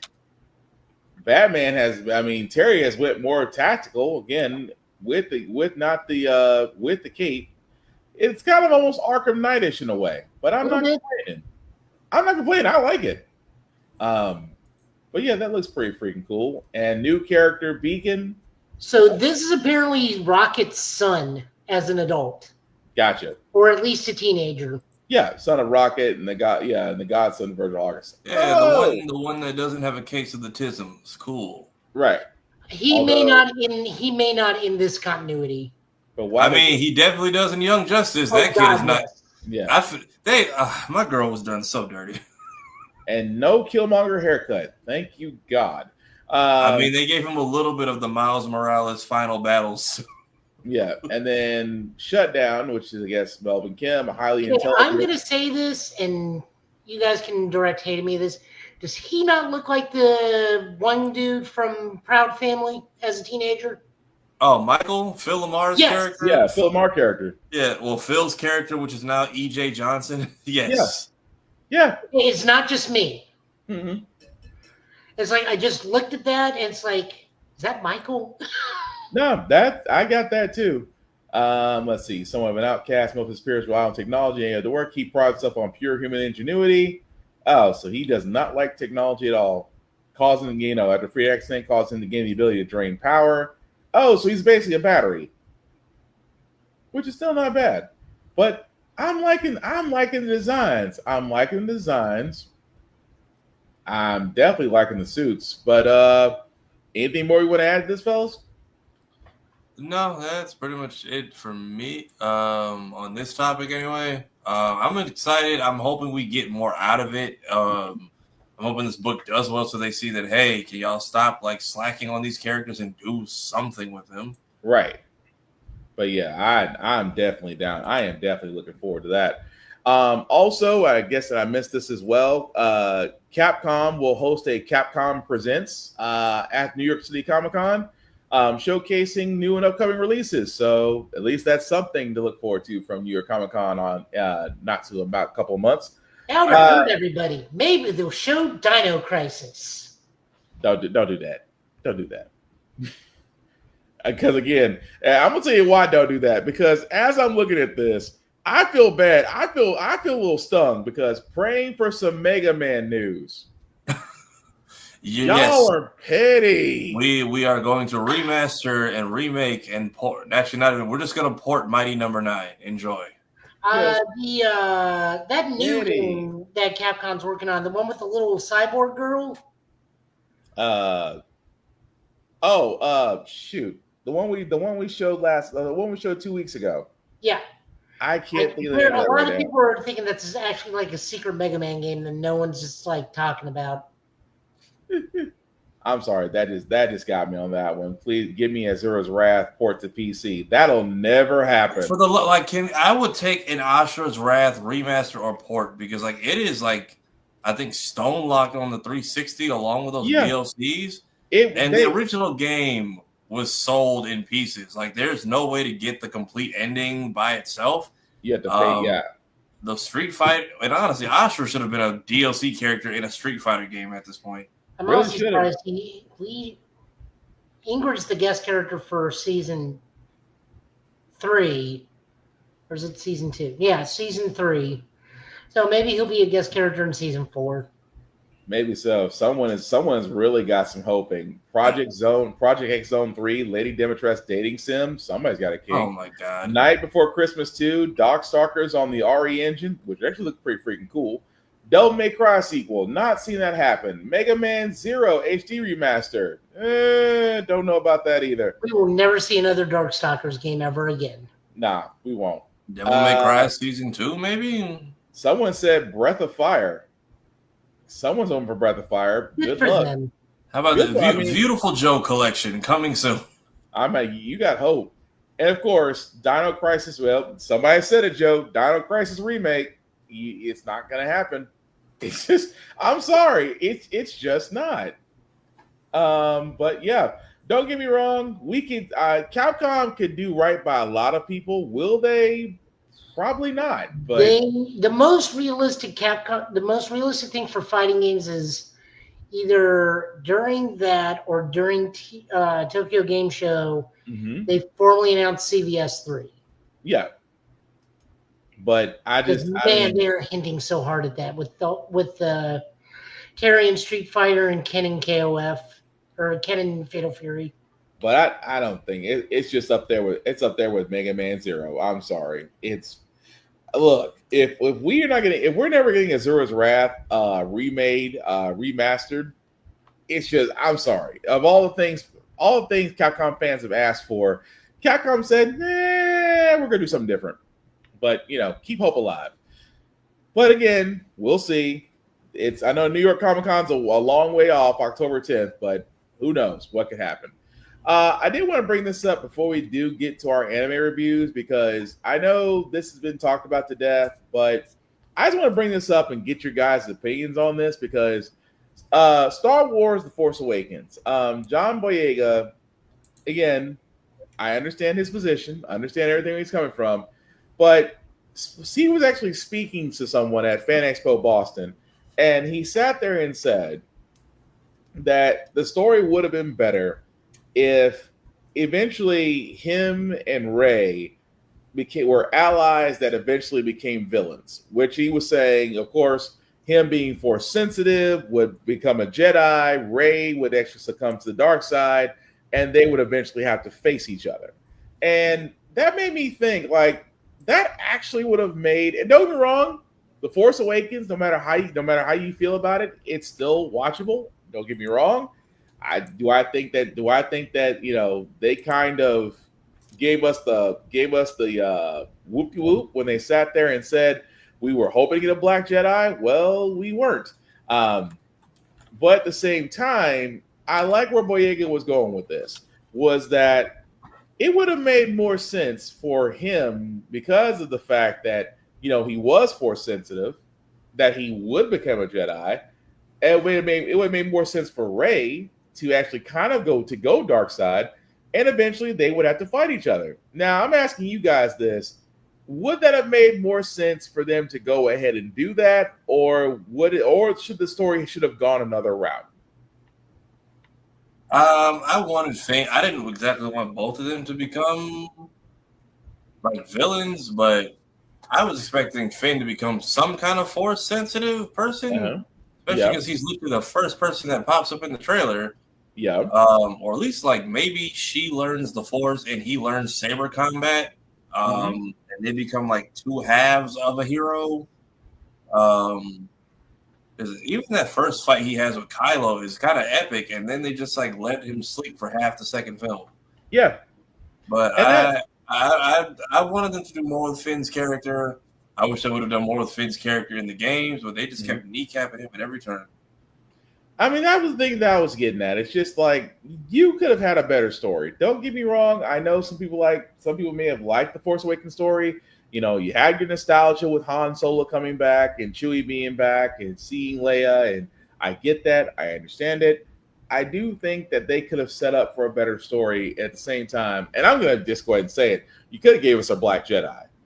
Because if Palpatine survived, Windu is still out there as far as I'm concerned. That's all I'm saying about that. But Joe, what about you? I mean, they did him dirty enough already. Why would he? I mean, it's really hard for me to see. I don't not see it. It'd be great. It'd just be a bit cliche. But it's also better than what he got in the third movie, where all he did is running around yelling Rey's name. That part. I'm just saying, I just thought it was interesting because, again, I will still watch The Force Awakens and the trilogy, and I still think that, oh boy, like I said, John Boyega did wrong, but from the point that he made, I just like thinking, okay, it just sounds like to me it would have been better. What do you say, Bama? They messed up with Finn, Rose, and Poe. Yeah, I completely agree. They did mess those characters up. But again, let's know what you think. Tafara, I know you brought up Crunchyroll because they having a fire sale or something. No, okay, so Discotheque Media takes like a lot of those like niche shows that me and Joe talk about, and basically it's like, hey, we don't have the money to like get raw files and remaster them, but what we will do for you is at least take the standard episodes and put them on a safe Blu-ray disc and package all of the episodes into one thing, so you can at least Amazon. Yeah, so they got all the new stuff they got, which is really just this first page where it says like pre-order and up is the new stuff. Yeah. They got Kamen Rider, Shin-Chan, which I've been trying to collect for the last like 3 years. Not Kaiju. I think this was just a crossover show special. I don't think it was it was an OVA series. I saw it on Netflix for a little bit.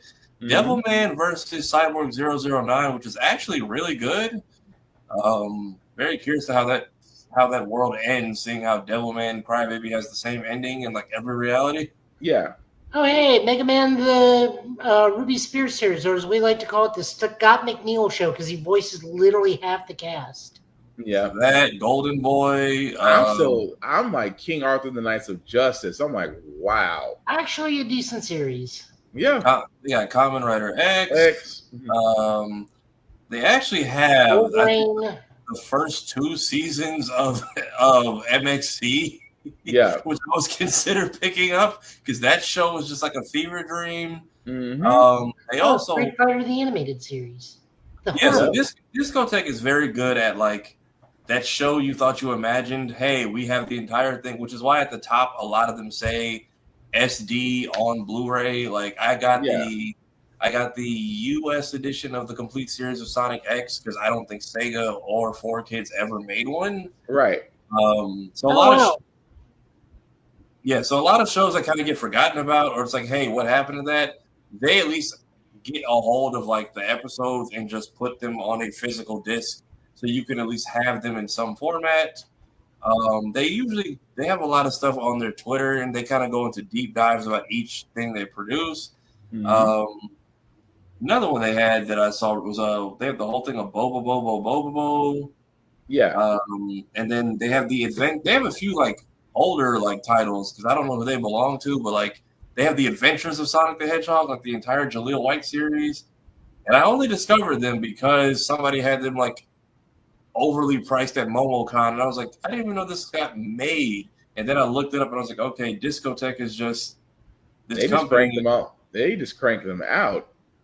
Like what they'll do, they'll drop like 7 or 8 IGPX. So the ones that just say Blu-ray are upscale, and they do have them upgraded. Yeah, so like this IGPX, I actually did buy. It actually plays really great, and they do give you 2 editions to play. You can do the dub or the sub, which is always an option, but they let you do the Toonami version, which is the opening and ending were kind of like altered to fit, or you can do like the original cut, which has like it's the original song and like long anime outro that was made specifically for the show, which they didn't air often, but they give you 2 different sets of DVDs. So one is the version we had on TV, one is the actual like raw cut that they made, and they both play very well. Soundtracks are also very different. I don't know what the difference was in licensing, but I've watched both of them a few times. It's really good. But that's kind of what Discotheque does.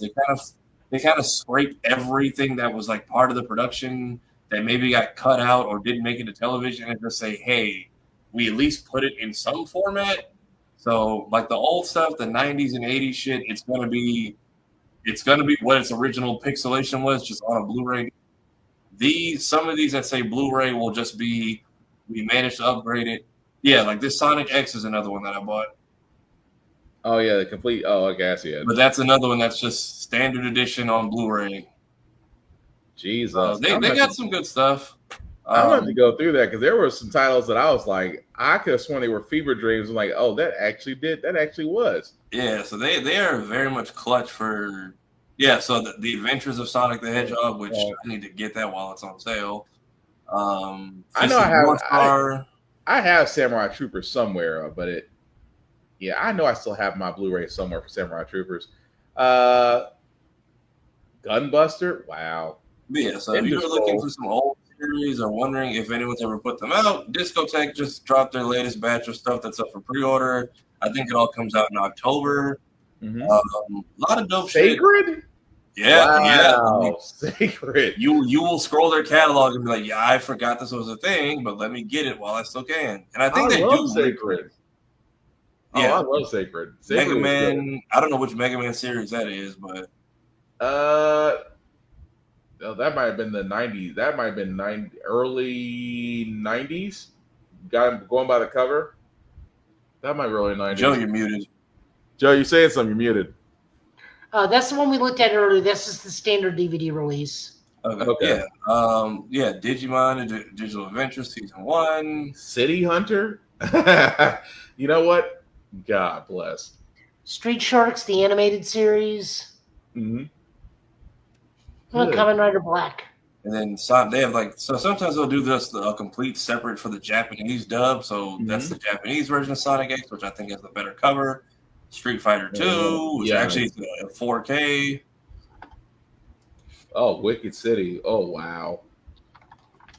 See, that we will literally be, and it's 400 plus, so God knows they've been busy. Yeah, so they've been taking their time. They're not, Bobobo, which was like, if you remember those old days on Toonami. Yeah. They got a lot of the Lupin catalog.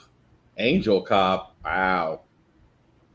Oh, that's remastered too. Okay, cool. Kamen Rider Black. So I think they take their time like getting some licenses, and then they're just like, here's what we got. And they've just been, I don't know how long they've been around, but they've been doing it little by little. And they're also one of the few places Crunchyroll hasn't completely bought outright, like Right Stuff.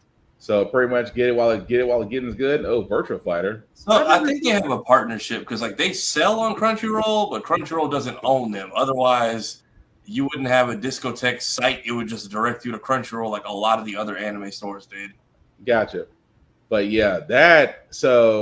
definitely look at Crunchyroll store because that I'm gonna have to go back and look at it myself. There was a few titles I would love to grab and have because we do believe in physical media, and because you trust me, you can't trust digital. What'd you say, Bama? King Arthur Knights of Justice on Peacock and Tubi. Oh, good to know. They got Project A-Co. Oh, that's cool too. But speaking of reviews, Tafari, did you want to talk about Fixed, or did you want to pretend that Gendy never did it? Look, the fact that he tweeted about Primal within 24 hours makes me feel like he leveraged that show and held it hostage until he was allowed to make Fixed, which it's up and down because it's like, yes, you want to be able to open animation to also be that level of raunchy because we kind of are. We don't have it right now except like South Park, but South Park is that paper-esque drawing, so they're allowed to be a little bit more loose with it. You don't take it as seriously.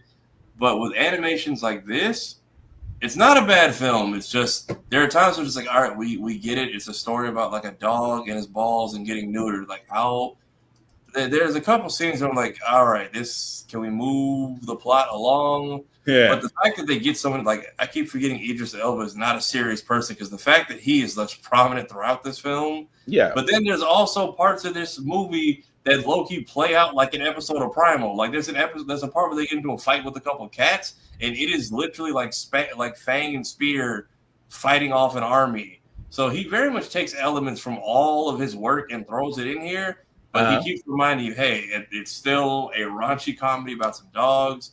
The voice cast does a great job. Because we did have a lot of stuff like this coming up. We had stuff like this. We had South Park. We had Stripperella. We had El Super Beasto. We had Stripperella. We had El Super Beasto at one point, which I was straight to DVD. We had Drawn Together. Yep. And then that whole genre kind of like vanished. So it's a bit of a wild film. I won't say don't watch it. It's just it's different. It's different. It's just, but sometimes it's just like, all right, man, enough with like the nut jokes. Like we get it. It's funny. It did get a couple good genuine laughs out of me. The scene in the end. There's one scene in the end. You'll know which one when it happens. Just before he has to go to the vet, and it's just like y'all couldn't think of any other way to do this. Dang. But Yeah, it's not a bad film. I'm hoping it paves the way for more adult animation without it just being like, hey, with a story to tell, not just hey, we have a bunch of raunchy shit that's being told in a cartoonish way that's normally reserved for children. Like, because that was kind of my thing with Sausage Party. It's like, okay, like we get into it, but after 30 minutes, it's like, okay, I kind of get what this film is. And even the TV show spinoff is kind of the same, but it's a very different project. But the fact that he got so many people on board with it and they are fully committed to the bit, it feels like they're trying to open the door for something else, maybe greater along the line. So if you have free time and no children around, I can't stress that enough. Like there's no, you can watch it with your parents out. This is very much a grown folks movie. Yep, it's a movie, Bama. Yeah, it's called Fixed. It's very much it's about a dog losing his balls. I'm not even exaggerating. Give it a watch if you can. Just do it in private and make sure people aren't around. And then he thankfully announced Primal Season 3 will have more information coming soon. Sweet. Okay, so before we get to anime reviews, I think we have one more review to talk about. FX's Alien Earth. The first 2 episodes have dropped. We are going to talk about it. So if you have not seen FX's Alien Earth and don't want to be spoiled for the next couple of minutes, mute us and come right back. But I'm going to start with you, Joe. What do you think episodes 1 and 2? What to death, and that's not just because Joe's the main character in this show. All we need now is a will, and everybody will have gotten to appear in at least one show this year. Fair enough. Everything was as good. Again, I like Old Dirty Future. Not to be confused with the other guy, but they just did Alien real well. I mean, sometimes that's very hard to pull off. Mm-hmm. Looking at the past several dozen half movies. Yeah. Out of the entire franchise, we only really have Alien, Aliens, and Alien Romulus that's done it right, except for the last 10 minutes of Romulus, but that's beside the point. Right. This one, they're adding in more new, different types of aliens, but still the xenomorph is king. Mm-hmm. In this one, the only complaint I have is I really hope they do an episode where it's when everything starts breaking down on the ship prior to it crashing. I can see that. I'm sorry. Are you done? I'm sorry. We're still talking to me. No, you go someone else. Like I said, I'm trying purposely not to spoil too much. It's just they did a good job. The alien is exactly what I want it to be. I just want them to do an hour-long episode, since these are hour-long episodes, to just focus on what happened on the ship, because that in itself is like a whole movie. Yeah. Fair enough. Tafara, what about you? I believe this is a practical xenomorph, and I very much love the way they are using it. I fully believe it's not so much CGI. That is straight up a guy running around in the suit. I think just when it runs on like a couple scenes, it's CGI. But like very, very small things, like where it does the dog run. Like the dog run, yes, but like the way he's actually like creeping around and moving, and like the statue scene, I was like, I saw it coming, but the way he did it, I'm like, I very much. Also, this is a very much a more brutal xenomorph than we have seen in the past. Yeah, like usually it's just kill and then move on. Like this thing is eviscerating people, and I'm just like, what did you do to make it that mad? Like, I'm like, that's part of the story I need for the ship. Also, I need to know what is the deal with this synthetic? Like, are you hacked and working for a rival company? Like, because why are we? If the goal was just to deliver the xenomorph and the eggs, I feel like there's so many other ways we could have gone about this. So he's not a synth. Is he a person in a synthetic? No. He's not a hybrid. He's a cyborg. Yeah. Okay. So just this arm is cybernetic. But he does. Where the arm of the blowtorch comes out? Yeah. Wait, so he is or is not a person? No, he's a machine. He's basically a cyborg. He's basically a full-on cyborg. He's not a hybrid. So is it synthetics and hybrids, or is it? Synthetics are Bishop. Yep. Cyborgs are that one, or is that new dude? Yep. Okay. And the hybrids are people's mind transferred into synthetic bodies. Okay, that's my thing. I'm like, I can't tell if he's a cyborg fully or a hybrid because the way he's reacting, like he remembers emotions but can't show them because even when it's like they can feel fear and he's like almost like he's scared, but I'm like, I also can tell the xenomorph can tell you're not a real person and probably doesn't want to be bothered with you. That part. So even then, it's like, we're trying to bring it down. I'm like, what is your goal here? Because I get putting the face huggers on the sleeping crew, but then again, who are you messaging to where you couldn't have them come and do the retrieval when you crash the ship? I very much need to see what this guy's deal is. And then I want to say, and this is purely speculation, but I want to think something happened in the lab that got a face hugger free, and then it just went to shit. See, that's what I was. See, I was thinking the same way because of the way they showed the screen. Because you saw obviously where a face hugger was in Glass broke, but also the other things that got out. Like I don't know what they call. I call them, they remind me of the bloodsuckers from. Oh, I have no idea. Like these are all new creatures. They're all new creatures, no one is safe. Not even animals. Oh, the cat got done wrong. I saw the cat. The first thing I said was, "Shoot the cat." Why are y'all staring at it? That was about that. I'm like, you're all synthetics. Just start ripping stuff apart. Like nothing can attach.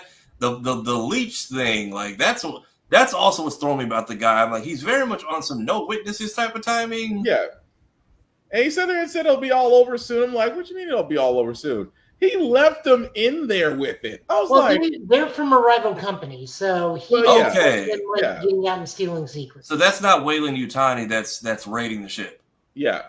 No, that is the Peter Pan dude's company. Oh, okay. That's what's throwing me. I'm like, he's very much because I'm like, why are you not just saying, hey, here's what's going on? And I figured there was some rivalry happening somewhere in this. I didn't realize it was that in our face. I thought I thought this was a Weyland very early, and it's a very easy to miss line where they say the Earth is split up, divided only between 6 corporations. I caught that, but when they crashed the ship, I'm like, we just crashed a Weyland ship into Weyland territory. Why are we not asking for Weyland help? I didn't realize that was enemy or rival company stuff. Yeah, because that makes more sense than why he's moving the way he is. Okay.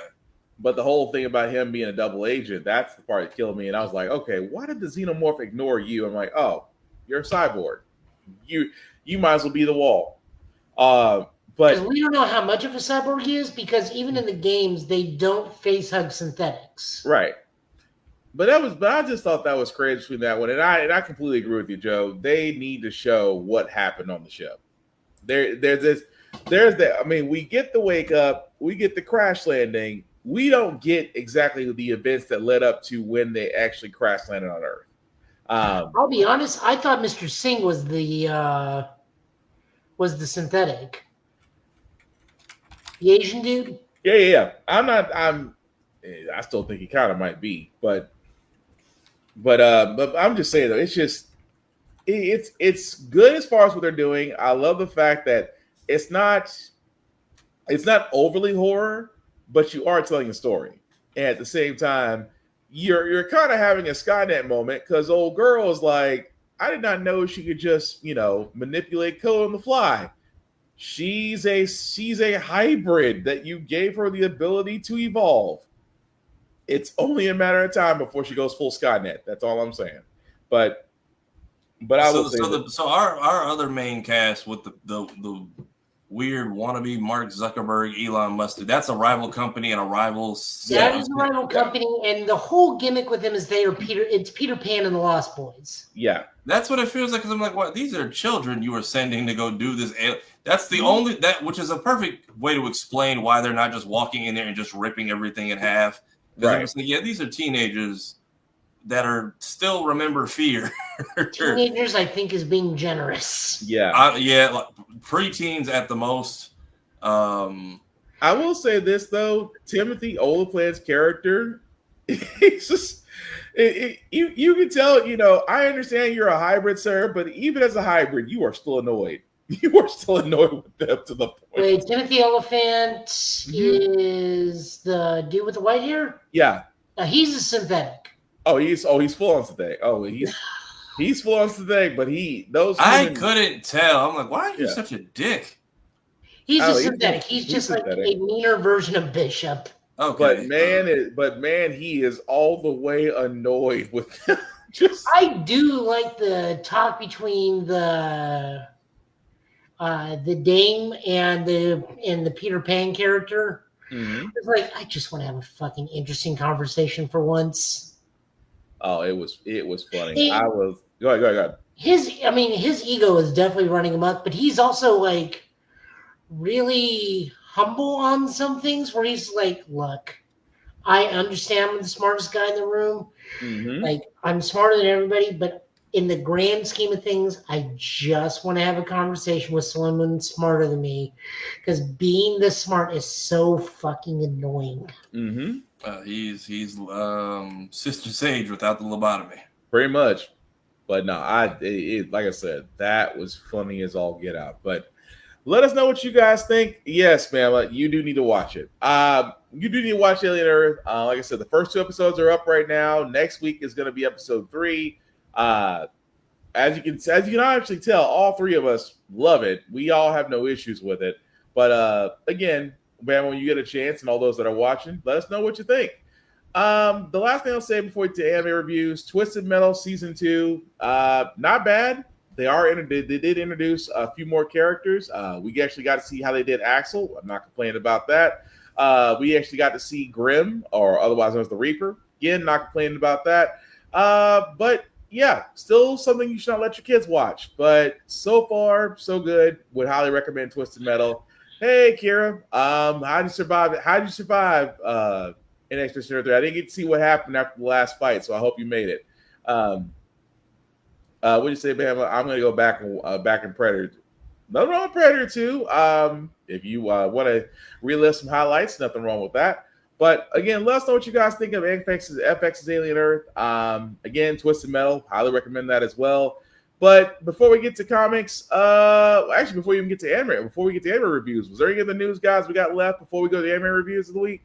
As much as I've been saying there's no promo for anything, I feel like it's Demon Slayer, so they don't need to say anything. Mm-hmm. But tickets are officially on sale as of I think a few hours ago. So if you want to go see the movie train, Infinity Cast. Oh yeah, Channing Tatum is also in this movie now. Yes, and people are upset which he's playing a character that's in. I want to say for all of probably 5 minutes if we're being. I just want to laugh because all I hear is the gambit. It's like, oh, all these Hashiras. I'm gonna make a name for myself. That's all. I don't even think he's playing a demon. So I think he's going to be a part of someone's backstory, and I think he's playing someone's dad. Which again, at the most 5 minutes of someone's backstory, and then he will probably fade into obscurity. It's probably just a nice add-on to help sell tickets. It's not that big a deal. Yeah, some people are making it like it's. And if you are that upset, go see a sub showing. They have the option. But tickets are on sale now. If you want to go see this is definitely going to be a part 1. Do not get your hopes up. Mm-hmm. They're gonna milk the crap out of this. I wish they would be upfront with it. Hey, this is Infinity Castle Part 1, because I know we're gonna get left on a cliffhanger. Because we're setting up a couple fights, and I guarantee we're not even gonna touch the rest until probably a year or 2 from now. We don't need 3. Make it 2 and call it a day. Pretty much. Joey, what about you? Any news before we get to anime reviews? You're muted. Microphone, Joe. No, I don't have anything before we get to anime. All right, cool. I did found and whoop booty. I'm assuming the guy that you were fighting beforehand. I'm assuming, but good job, Kira. I'm proud of you. So I gotta know, did you use the Parappa the Rapper or Jammer Lammy method of dodging? At some point, I'm going to find a copy of Parappa the Rapper and actually play it. You might as well just follow the YouTube video at this point. No, it's on the PlayStation. It's on. It's on the catalog. Yeah, it is on the catalog. I've just not thought about that. I think you can go get them both. Yeah, is it? Let me see. Because you know who was telling me. You know who was telling me about it? Freaking JD Witherspoon of all people. Yeah, let's say Parappa the Rapper is in the catalog, so I wouldn't be surprised about that. Jammer Lammy, I think it's in the catalog too. But while you're doing that, Joe, do you want to start with your anime reviews as far as what to bring up or what to look for or what you've been looking at? Just the same stuff I've been watching. All slice of life stuff, all fun. In the Rain with You, we get to meet Ren's twin brother, his wife, who's expecting, their cat, and just fun stuff with the Tanuki named You. And it's just good slice of life. I mean, it's just simple, easygoing stuff. Kira said Parappa for life. See, there we go. You can just apply the same rhythm logics once I found the rhythm. See, why I said kick, punch, it's all in the mind. Most I know is that Robot Chicken sketch. Pretty snitch, much. snitch, rat. Snitch, snitch, rat. Rat, rat, snitch. Rat, rat, snitch. Oh, Tafari, any reviews you want to bring up? No, I still got other stuff. I'm sorry, go ahead, Joe. My Dress Up Darling, they ended the newest two-parter with the high school festival. The new costume wearing war wins them first place in the high school. Again, My Dress Up Darling is more slice of life, but still so much fun. And what else did I see? I watch a lot. Silent Witch, just more shenanigans when you have social anxiety and have to be a mage. Mm-hmm. When you have to be a mage to the point where your social anxiety makes you silent cast and no one else on Earth can do it, it's basically what if Bocchi the Rock became a musician. Horrible social anxiety. Okay. Just go watch. It's all good, fun, slice of life stuff. We all know what's coming in October. Pretty much. Okay. Tafari, what about you? Kaiju number 8's going good. Drama setting in. We finally have our first serious loss or character death, which I know some people say it feels overdue. I'm like, it was going too well for too long, and way too many people were making it. We were bound to lose someone eventually. Executed well in the way it happened. Dr. Stone. We have found the source of the petrification. What we're doing with it now is, I don't know. I started reading it right when the Bloody Massacre started.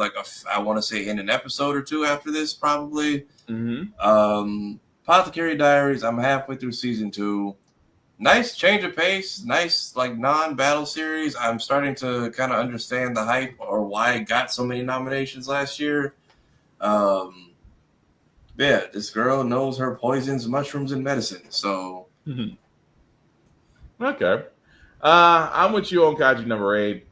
Dang, that was a battle. That battle with old boy between number 2 and number 9. But yeah, Gachi Yakuta, again, great episode. Still tell people about that. If you have not seen that, it is available on Crunchyroll. I cannot stress that enough. This is made by the same people that did Full Metal Alchemist. So if you like Full Metal Alchemist, you're gonna love Gachi Yakuta. Rise of the Shield Hero, solid episode on that one with season 4, so love that. Sakamoto Days is interesting because at this point, old boy's just gonna wind up having a group of his own. But that's been great so far. Dr. Stone, I'm still catching up on with because I'm past Stone Wars, so I think I'm about 10 episodes behind you, Tafari, as far as where you're at. I haven't got to the Americans yet, so I haven't gotten to where you are on that one. Windbreaker, I'm catching back up on that because I kind of took a break from it. If you have not seen Windbreaker, if you just love an anime that's all fists, right up your alley. But again, like that as well. Also out of that, catching back up on Dan to Dan because I gave it a second viewing and realized I really do like it. So I'm still catching back up on that. But yeah, those are the animes that I'm keeping up with. What'd you say, Ben? My Dress Up Darling is where the characters are blue-balled. That proves that he has never seen the series. Dang. He does not know what he's talking about. That got charcuterie is great. Okay. I'm look that one up. I have never heard of that one. I'm to look that one up too. But yeah, that's our animes that are reviewed so far. And again, if you know animes or want to suggest one out there that no one has seen or would like to bring up and talk to, put in the comments. We'll check it out and go from there. But as far as that goes, that's pretty much the news that we have. So we're going to go straight into our comics.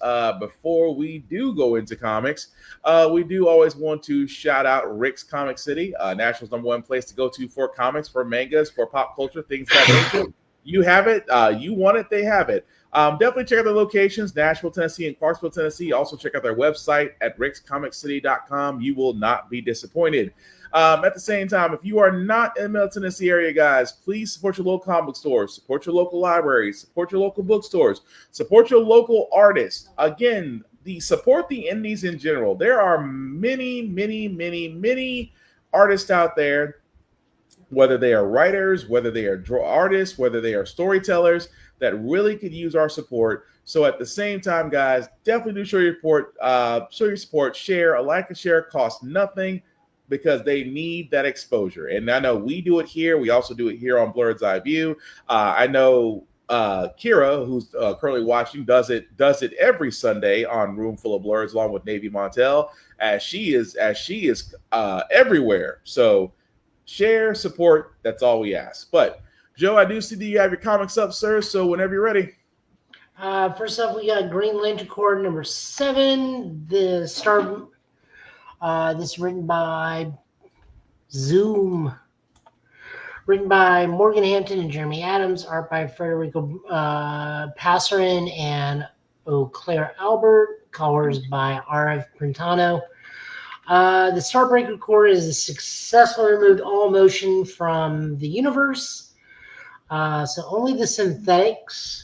only the synthetics can actually do anything, because everyone's just kind of blah and meh. So we get all of our Lantern crew and friends onto the Interceptor from the Green Lantern the Animated Series, along with Aya, Jadestone from the last event, and John Stewart's ring, who is inhabited by the spirit of his mother. Yeah. Which I love to death, especially the hell no. That was still funny. Go and breach the source wall so they can go retrieve the source of all the emotions, all the actual deities. Yeah. Like Ion, Parallax, and the Predator, and so on. Solid book. Green Lantern Corps is killing it right now. This is good Green Lantern in general. Yeah, it is interesting that they did want to bring up the source wall, but that does actually tie into when Hal was actually the White Lantern. So that does. No, Hal was never the White Lantern. I'm sorry, not Hal. Kyle. There we go. It was from the Third Army storyline. Yeah, but interesting story, especially with Starbreaker and the Sorrow. But go ahead. Yep. Next, we got Trinity Daughter Wonder Woman. This was just a fun issue. Trinity is still hanging out with her two other versions of her younger selves, and she explains she got put into a almost a Kobayashi Maru scenario where she has to save the Robin Corgi that will help heal time or save her mother, and every time she saves one, the other one gets chomped, or they both get chomped, and she always gets to meet her dad, who she immediately punches out because that would screw with time. It was just a funny issue. I know this one wasn't for you. This was just fun for me. It was just cute and fun. I will say this, though. It will appeal to younger readers. Yes. It will definitely appeal to younger readers. So I highly recommend that for those that were interested in Wonder Woman, especially if you're in the 9 to 10 range, 9, 10, 11, 12 and up, they'll definitely love it. I do like that her younger versions call her out. It's like, you keep breaking time. No, it's like, yes, you're breaking time. It's like, yeah, you do keep breaking time and still trying to. It's almost a Doc Brown-ish situation, but go ahead.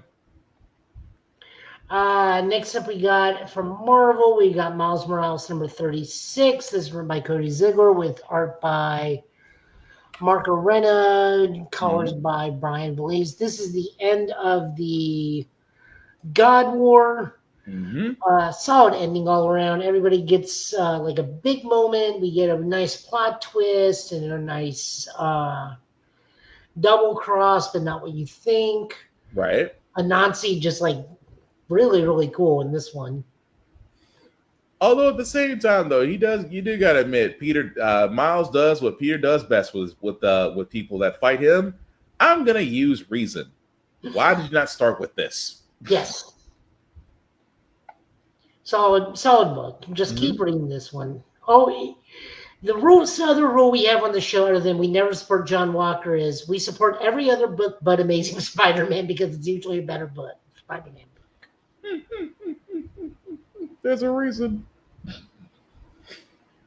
The better Spider-Man books. Ultimate Spider-Man Incursion. So, Miles, we don't know when this takes place, but he is in the vibranium suit. Right. So this is either before or after God War at an indeterminate period of time, where Miles is back in the new Ultimate Universe and teaming up with Nico Minoru and May Storm of the Japanese X-Men as the Silver Samurai Yakuza has his little sister Billy. Solid read. This is also written by Dennis Camp and Cody Ziegler, art by Jonas Scharf, and colors by Edgar Delgado. Good read. I love the Kamen Rider reference in this book.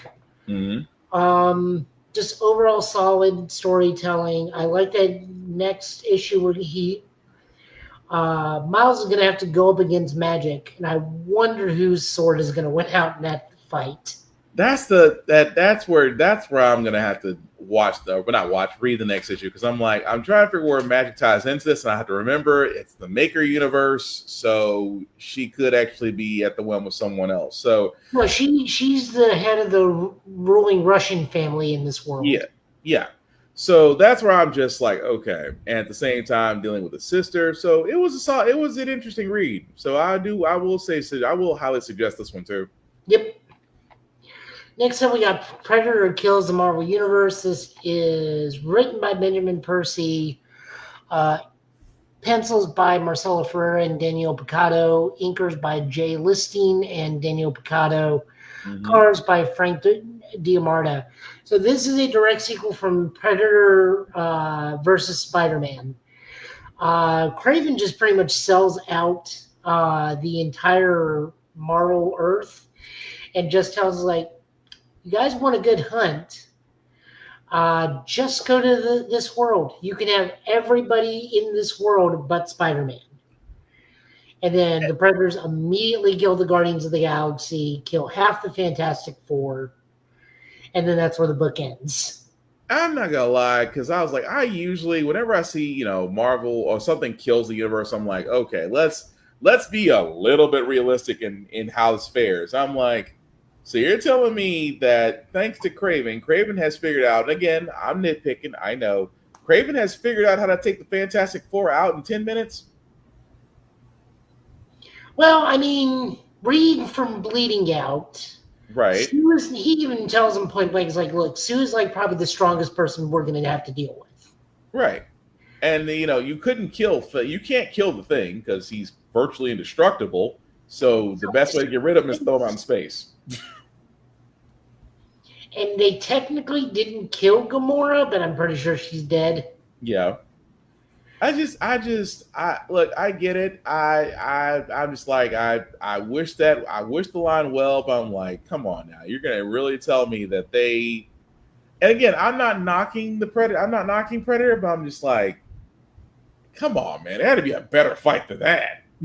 but I get it. I think the other Predator books are tying into this because I think the son of the king is the one from Black Panther versus Predator. Yeah. And then I have no idea how they're dealing with Wolverine because Wolverine also had the Predator thing. Remember the one Predator that just kept finding Wolverine over the years? So that just makes me think, are they going to address that or are they just going to leave that be? Because I would think they're going to have to leave it be. At least that's just I know you kill the Fantastic Four very easily, apparently, with the exception of Sue. I mean, remember they at least the second Deadpool kills the Marvel Universe at least had like mind control as a factor. The first one, half the people just like jump off the same building at one point to like speed run the story. like I said, I understand. Again, they want to make it interesting, but at least when Godzilla took on the Marvel universe, we kind of figured that one out. Like he's not going to go down easy. Even Cap figured that out.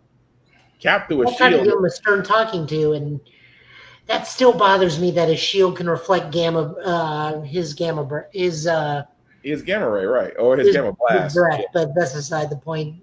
Yeah. One, I want to see how they deal with Doom. That's going to be interesting. Doom, I want to see how they deal with, and Captain Marvel, I want to see how they deal with. Doom will be interesting because just because of his hubris. But again, I digress. Well, yeah, that is true. Predator has gone up against both Marvel and DC. Yeah, I mean that's fair. We're also looking at Laura Kenny, Wolverine #9. Gabby's back.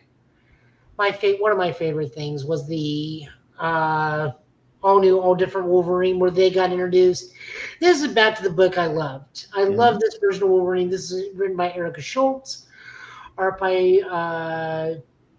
Gadia Bovazio, Rachel Rosenberg.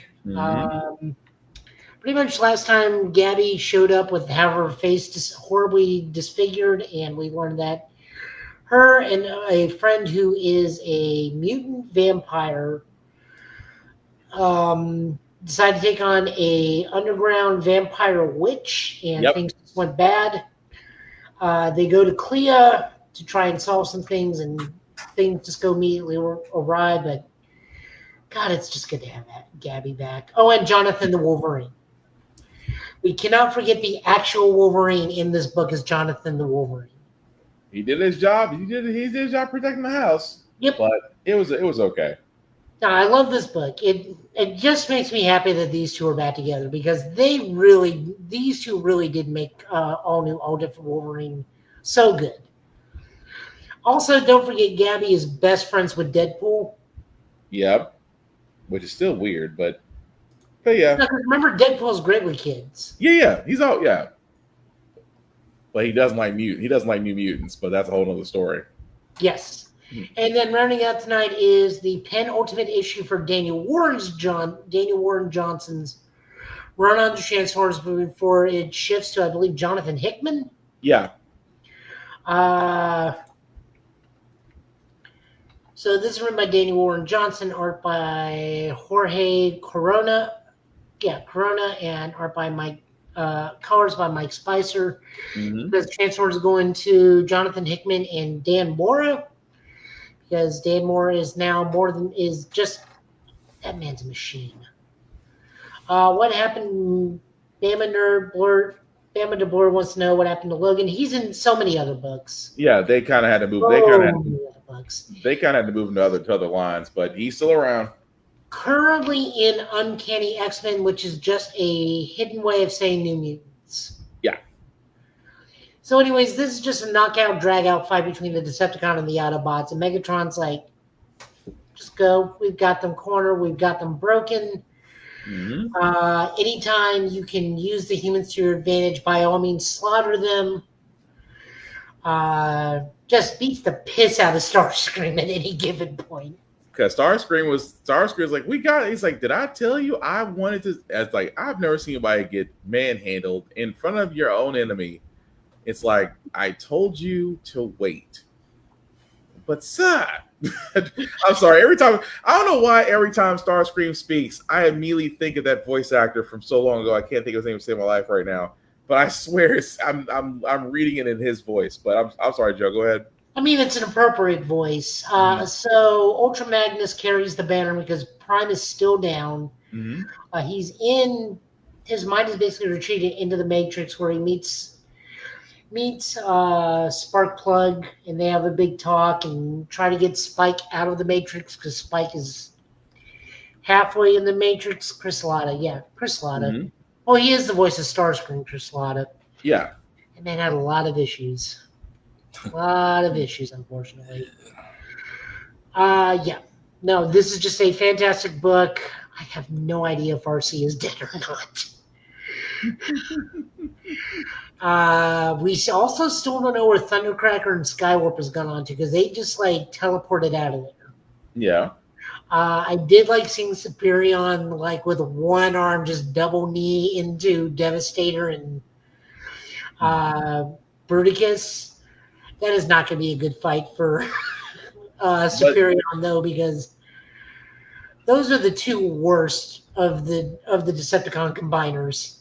I still laugh the way I still love the fact we got our Michael Bay moment at the end.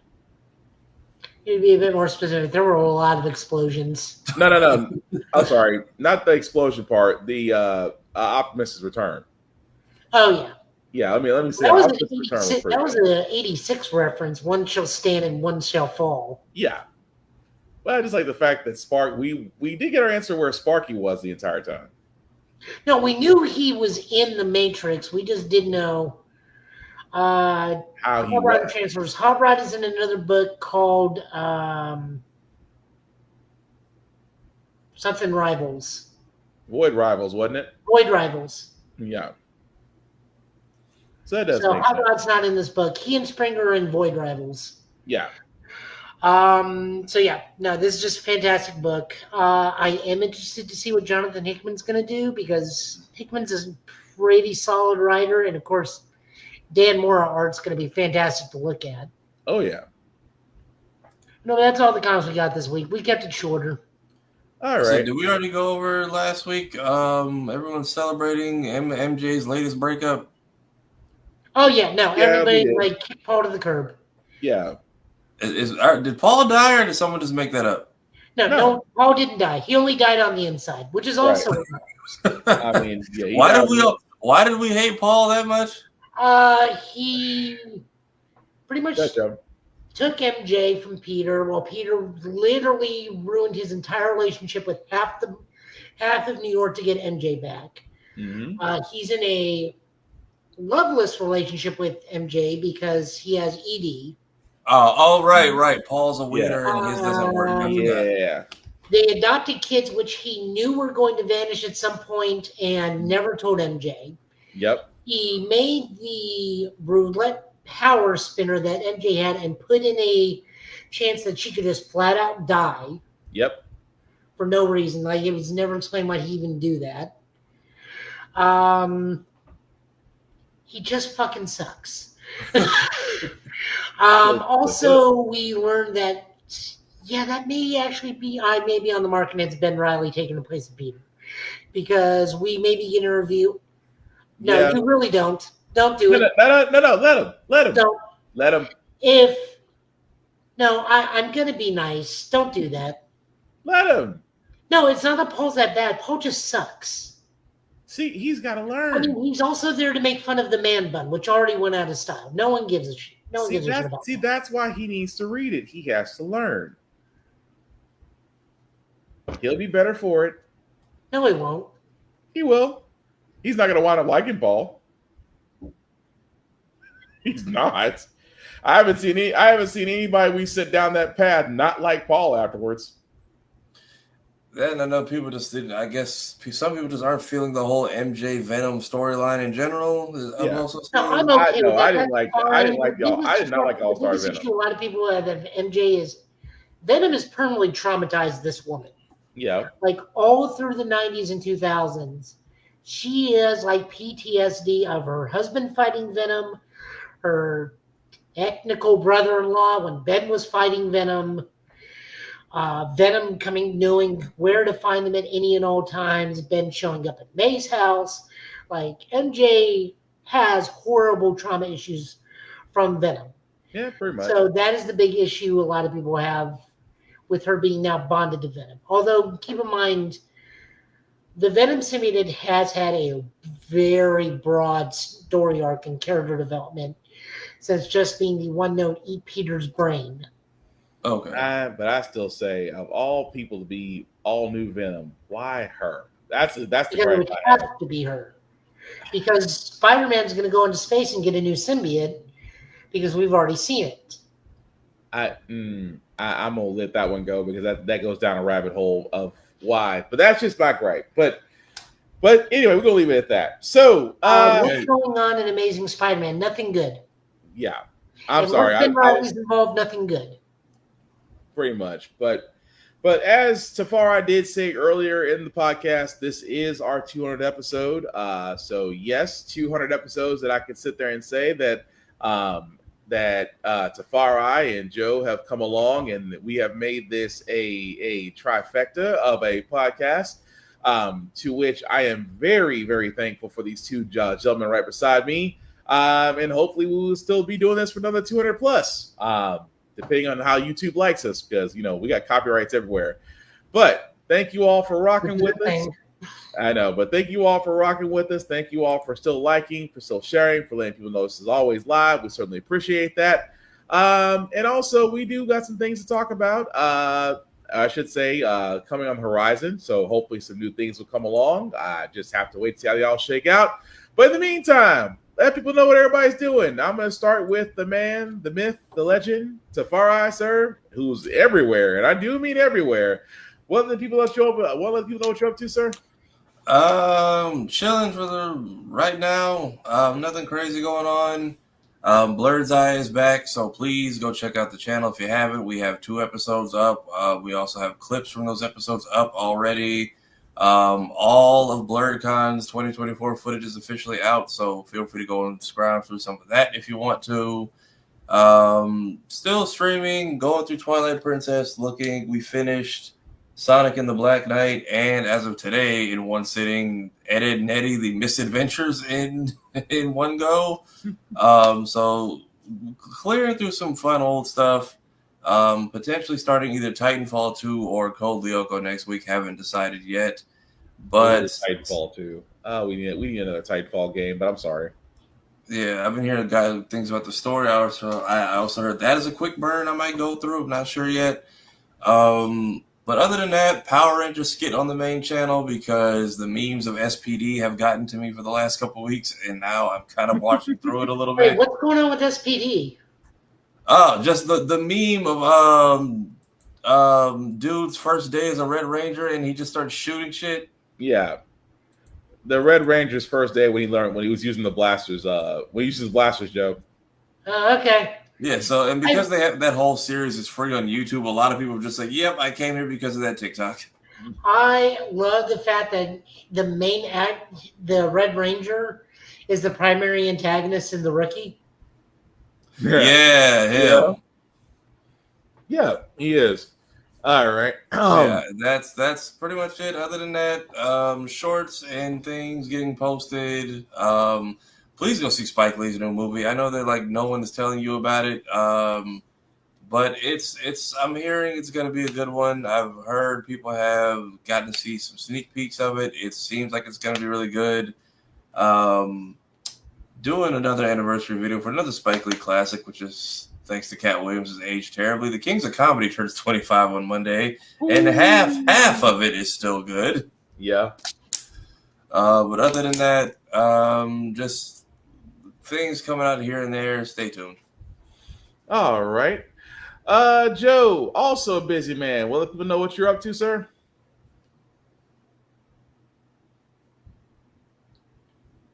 I'm thinking. There's just so much. Oh, Tafari. They just announced that all of Ultraman Arc will be on Blu-ray in America on October 7th. Nice. Including the movie, Ultraman Arc, The Clash of Light and Evil. Okay. In one box set. Speaking of that, you can go to Show a Guy Joe on YouTube and watch Ultra Watch, which where me and Tafari sit and just watch, riff, and review Ultraman episodes. I'm having to do a little bit of editing on last week's episode because VLC Media Player just wanted to shit out on us, so it happens. Sorry if I'm cursing a whole lot. This episode, I'm very tired. It's either I curse or I fall asleep. So, it's one of those two. There is no in between. We'll take care of it. So, 200 episode. It's the 200th episode. We should just do it live and uncensored. I'm not really streaming anything in the moment just because there's nothing really for me to stream. Though in September when MechWarrior 5 Shadows of Karinsky comes out, I will be streaming that because I'm always down to stream more Stompy Robot action. API Middle Tennessee, always doing stuff with them. You can find me over at Middle Tennessee Gaming, where I am helping run that shop, helping run tournaments. So Magic stuff, Cardfight Vanguard stuff, Digimon stuff. Always down for a game of Cardfight Vanguard or Digimon. Magic just takes forever because I only have Commander decks. Cooking. If you go to my Instagram, Joe Italian last name, you see stuff I cook. It's all Korean and it's all spicy as hell. But I can eat. It does look good though. Oh yeah, I really think I am getting better at cooking. Other than that, I'm just like watching TV or asleep on my couch. All right. Like I said, busy men everywhere. Kind of make me look lazy. But before we do get out of here, like I said before I get to myself, shameless plugging, as I usually do. I always do want to shout out first to Always Press Record TV. Why? Because the Give It podcast shows on there, as well as Blurred's Eye View shows on there as well as How the Frack We Got Here, as well as other shows that show on APR TV. You can definitely check them out on the Roku channel or on Amazon Fire TV. Again, like, watch, and share. We would certainly appreciate that.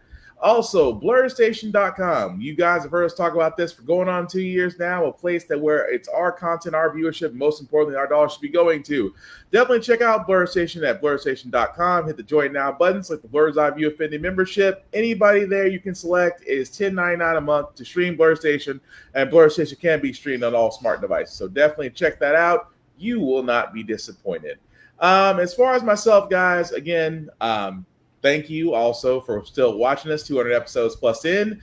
You can definitely catch the Give It podcast as the Give It podcast is one whole word on YouTube, Facebook, Twitch, and IG. You can definitely follow us there. You can follow myself, Black_Spartan615 on the socials as well. I am doing streaming. I'm actually picking up Wu Chang Fallen Feathers on the Xbox. Probably will be trying to do this probably do it a little bit later on the night, so it's a little bit of a midnight stream plus. Definitely, if you definitely want to see a guy try and fail and question why am I playing a Souls-like game, join me, Black_Spartan on Twitch. Also, How the Frack We Got Here is still going on every Wednesday at 8 p.m. as I usually cover what's happening in the political world. It's a fun time right now. And, of course, Get Bit Podcast, as you can see here every Friday, along with the fellas. Definitely like, share, and follow. Please, folks, all of this cannot be done without your support. And again, a like and share follow costs nothing. So if you haven't liked this already, like the video. If you haven't shared it, please share it. Again, your actual patronage is what we need the most. But we don't mind if you donate either. It's up to you. At the same time, guys, again, it is the weekend. I know a lot of us want to enjoy ourselves, want to go out and do all these things. Please be smart. Please be smart. Nobody wants to be in jail over the weekend. Please make smart decisions. Also, cons still going on, guys. 3 simple rules. Respect the cosplayer. It does not take much to respect. Please should be like human beings. It's not that freaking hard. Number 2, wash your ass. I am not kidding. I am so tired of people avoiding water, deodorant, and thinking body sprays are going to get you through. They will not. Clean clothes, soap, water, it is still all affordable even in this economy. Do us all a favor. Hygiene is important. Wash, use mouthwash, brush your teeth. We'll all be thankful for it. And last but not least, guys, in a world that is cruel, that is unkind, be nice, be kind, talk, share, and discuss your fandoms. Yes, I said discuss. Don't be a dick, and we'll all be cool. But as we wrap this up, our 200 plus episode, guys, again, we do want to thank you all for being a part of this. We do want to thank you for sharing this. We thank you for conversating with us. Please check out Blurred's Eye View. Again, we're back every Tuesday and Thursdays. Please check out Kira's page, A Room Full of Blurs. She was streaming Expedition 33 earlier, and I think she was doing Legos not too long ago. But definitely check her out and her show every Sunday at 7:30 Eastern Time. Also, check out Geek by Heart, as Lainey I'm almost certain she's wrapping up Breath of the Wild if she's not already close enough. Definitely check her out at Geek by Heart, as her and her husband do reviews on movies as well as video games. But definitely check them out there. Check out Fresh Press by Z, our nail tactician Whoopty, as she is very talented in the world of aesthetics. Check out our Reverend Navy Montella, BlurryCon Speaks. He's also one half of Roomful of Blurs, but has his own thing going on as well. Check out Shokwo, who with her clickety keyboard is somewhere playing video games. But definitely check out Shokwo as well. And of course, Mayhem Media, who has now become our producer. And much like producers, he tries to get us out on time. But definitely check him out at Mayhem Media. Check us all out, as we can always be found on Bird's Eye View banner, as well as Get Bit, as well as How the Frack We Got Here, as well as Show a Guy Joe, as well as Tafari TV. Again, guys, like, share, talk. Don't be a dick about it. But we will hopefully be back here next Friday, same Get Bit time, same Get Bit channel, with news of the week, possibly from Gamescom. So again, guys, don't doom scroll. Please go outside, touch grass for a little bit, hydrate. The sun is still trying to kill you. Check on your strong friends. And again, do something that brings you peace and makes you happy. But any last words we call it a night, fellas? Thank y'all for watching. Joe? Remember the simple rules of the show. We do not support or stand up for John Walker. And we read every Spider-Man book except for Amazing Spider-Man. I'm still clipping that from later on. With that being said, I've been Spartan. He's been Joe. This has been Tafari. Thank you all guys for watching Forgive It Podcast. Please take care of yourselves and each other, and I promise we will get through this. Oh, I thought my camera froze. It didn't. Cool. Peace. And we're clipping that.